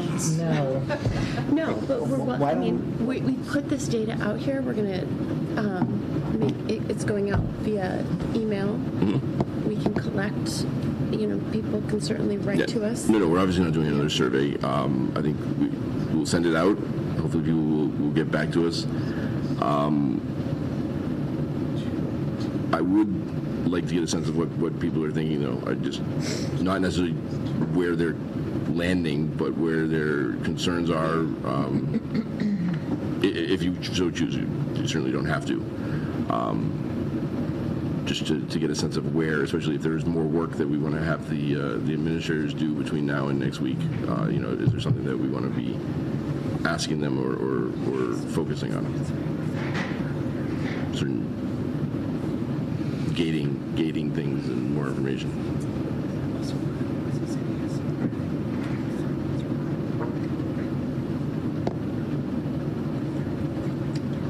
I think that we should try to see whether or not we can make a proposal work. If that means we can shift a few minutes here or there, then I feel like that's our best option. I have a real reluctance pushing the high school to end at 3:08 without surveying that. And I think from the limited data I saw from high school staff regarding that issue, it was going to be problematic. And I also really worry about it's not just sports, it's activities and jobs. We've heard from high school students that pushing their end time out later impacts those jobs. I have a real concern about what clubs would look like if some of our staff is telling us these later times are impactful to their childcare or their second job. They're not going to be here to run your club, and the high school does have a lot of clubs, as does Rams, and I think that concerns me. I have read through the comments. There's something like 350 of them on the family survey. There are many Placentino families that are concerned about starting that early and that's difficult for them. I'm really pleasantly surprised at the number of Miller families that did like Schedule A, and I heard the Miller staff loud and clear. I mean, they're unanimous on this one. I expected to hear more pushback from Placentino staff overall, because it again is such a drastic change, right? Moving from from almost 9 o'clock all the way down to 7:30. And I know you pointed out the paraprofessionals and the almost 24 paraprofessionals that are really concerned about that. But overall, I don't think we saw staff in terms of teachers at Placentino concerned about it, and that I was pleasantly surprised about that. I think when we look at the family data, it's like a split pie, right? I know. That's And the what makes it students hard. as well. But I'm also hearing family and student data concerned about, you just mentioned a 7:30 start for high school and RAM students, and I do really find the parameters that the school start time committee that put in time this fall gave us. I'm trying to weigh those as well, and they talk about not wanting to start Rams or the high school before 7:50. So I think they looked at that and the history behind that and tried to weigh that. So I don't mean to put this off, but you guys all saw how much data went into that survey, and the 28 pages you put together on that. I think we do need a little bit more time to digest that. I think the community needs time to look at that, and people feel very strongly about this, right? And I hope, we were asked the question about personal biases. I mean, mine would be to put, in terms of high school students, I like the earlier time for students, but I'm trying to put all of that aside. And, I just hope that people look at the community data too. People felt strongly about this, but I want them to see that in terms of families, they're very much split. In terms of students, they're very much split. It does make it really hard to make the decision, but My only point is I think that, the last time around, I think that the emphasis, and almost the sole emphasis, was on the science of sleep. And I think that what was missed to some degree was the sort of the science of social emotional, having one of the things we learned through I COVID. respectfully disagree. Because Okay, well, let me, if I could just finish, that would be great. One of the things we saw during COVID was the negative mental impacts we had where when you didn't have all the social interactions and you didn't have time to participate, or you didn't have the ability to participate in after-school activities. And at the high school and at the middle school, more of the after-school activities are tied to the schools, whereas at the younger grades, those are generally outside of school, right? So they're not necessarily tied. Like, sure, the private dance studio may sort of start their times around when schools end, but then they would adjust to that as the times change. So I mean, I think there's more of an impact on the older kids because of how much is around the clubs, the activities, and then you also have the kids who are working and have jobs, and later times will limit that because obviously they're not going to do that in the morning. So so that it's when you talk about the science. I mean, when you're talking about because what the science of sleep is about really the impacts that it has on kids' mental health and their sort of their functioning. But there's the flip side of that, and that's the it's also just science of their circadian rhythms and their best opportunities for sleep.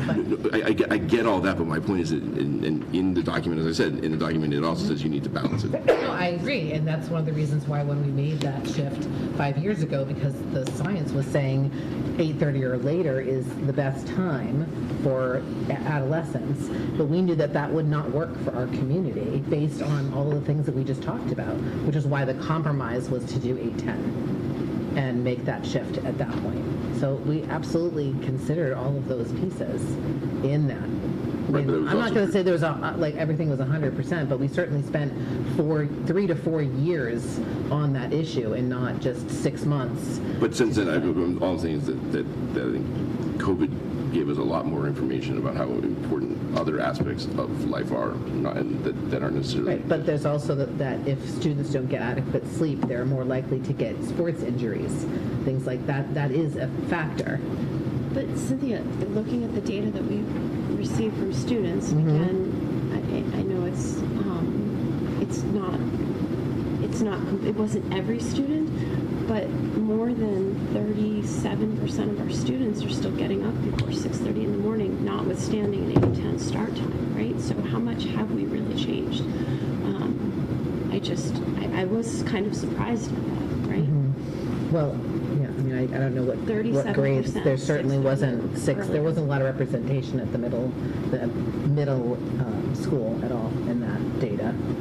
So it was where we had the highest percentage. Seventh and eighth grade, The highest percentage of respondents was from the 11th grade.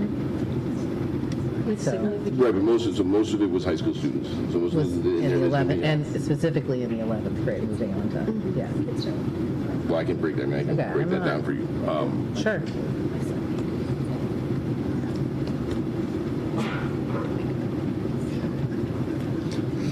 Flip a coin. I think we need more time. No, we definitely no. We're not taking a vote tonight. I'm not. I think honestly, I'll be honest. We're all going to get heated, especially in this area over here, a little more. The more we talk about it. What are you talking about, Frank? Cynthia is sympathetic.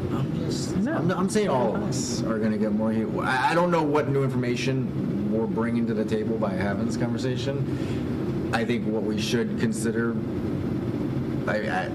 before we leave, is there anything else we need to know or need to capture? What is that? Just said. Yes.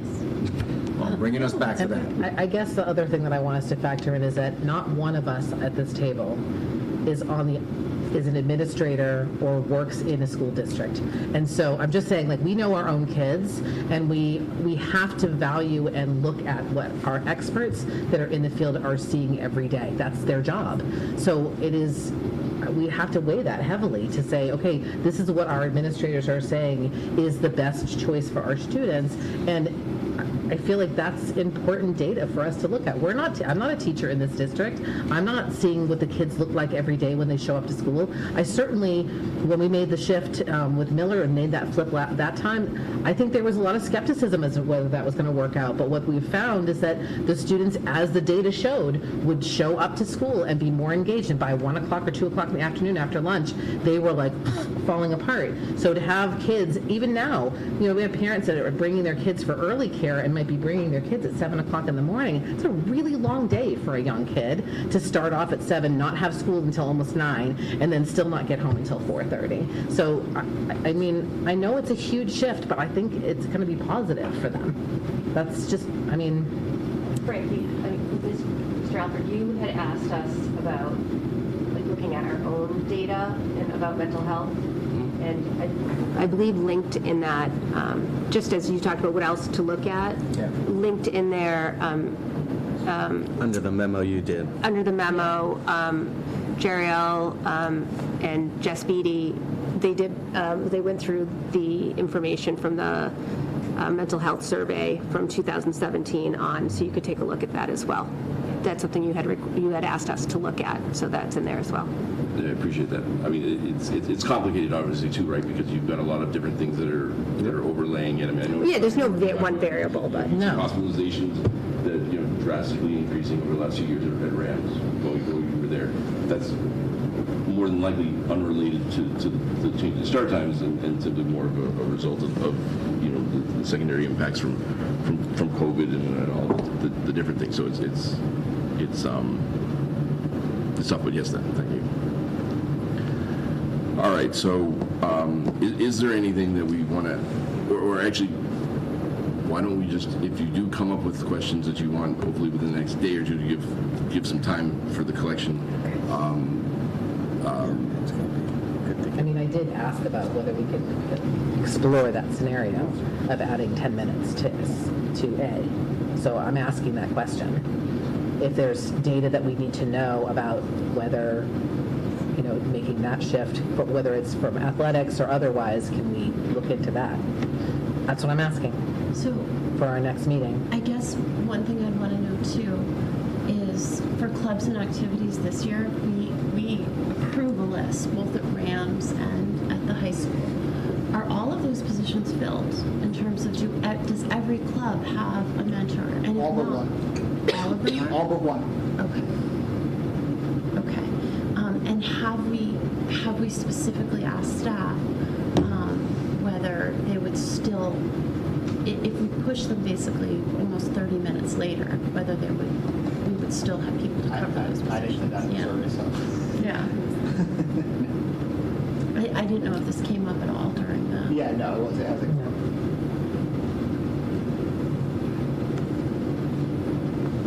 For planning purposes, or or is there a meeting next week? Let's talk about that. So, yes, we have to. We're not going to vote tonight. So Thursday's our normal night. Does that work for people?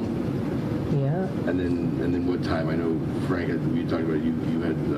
Yeah, but you prefer a slightly later start. later would be helpful to get here. Later than So 7? 7:30?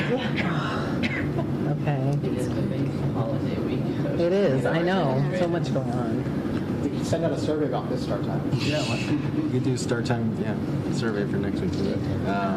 A meeting next week, 7 or 7:30. Is what I'm The 19th, yeah. Okay. And hopefully it won't be long.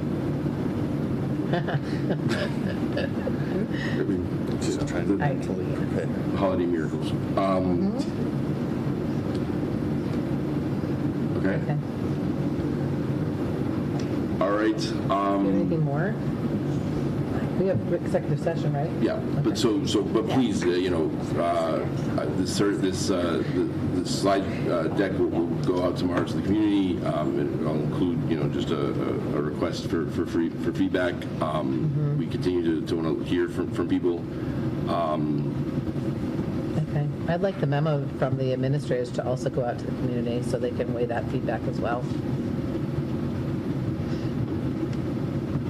Sure. Thank you. But let's correct the link. Correct the link? I'm sorry. Is there something else? The sunset. Oh, yeah. Yeah. Yeah. Jamaica Sunset. Jamaica, yeah. But then the text as well, which is a little bit more impactful. But so we'll send that out, and then I'm going to abstain. Abstain. No. No, you're not. I mean, you can. It's your right. No, I'm not going to abstain. But so everyone do a lot of thinking this weekend. You can just not show up to the vote, I suppose. Dereliction. Don will run the meeting. It's fine. Right, Don? All right, so we are meeting next week at either 7 or 7:30. This does conclude our public agenda items. We do have reason for executive session for the purposes of conducting, so I'll entertain a motion to adjourn into executive session for the purposes of conducting strategy, preparation for negotiations with non-union personnel, or to conduct collective bargaining sessions or contract negotiations with non-union personnel, as well as to discuss strategy with respect to collective bargaining or litigation if an open meeting may have a detrimental effect on the bargaining or litigating position of the public body and the chair so declares. Oh, moved by Cynthia. Second by Dawn. All right, this requires a roll call, from which we will not return, by the way. This requires a roll call vote. Frank? Yes. Hillary? Yes. Joe? Yes. Sarah? Yes. Cynthia? Yes. Dawn? Yes. Dan, I'm a yes. Thank you, everyone, for participating. Thank you to our administrators for preparing all the information and sitting through all this. And thank you to everyone who filled out the survey and provided feedback. Good night.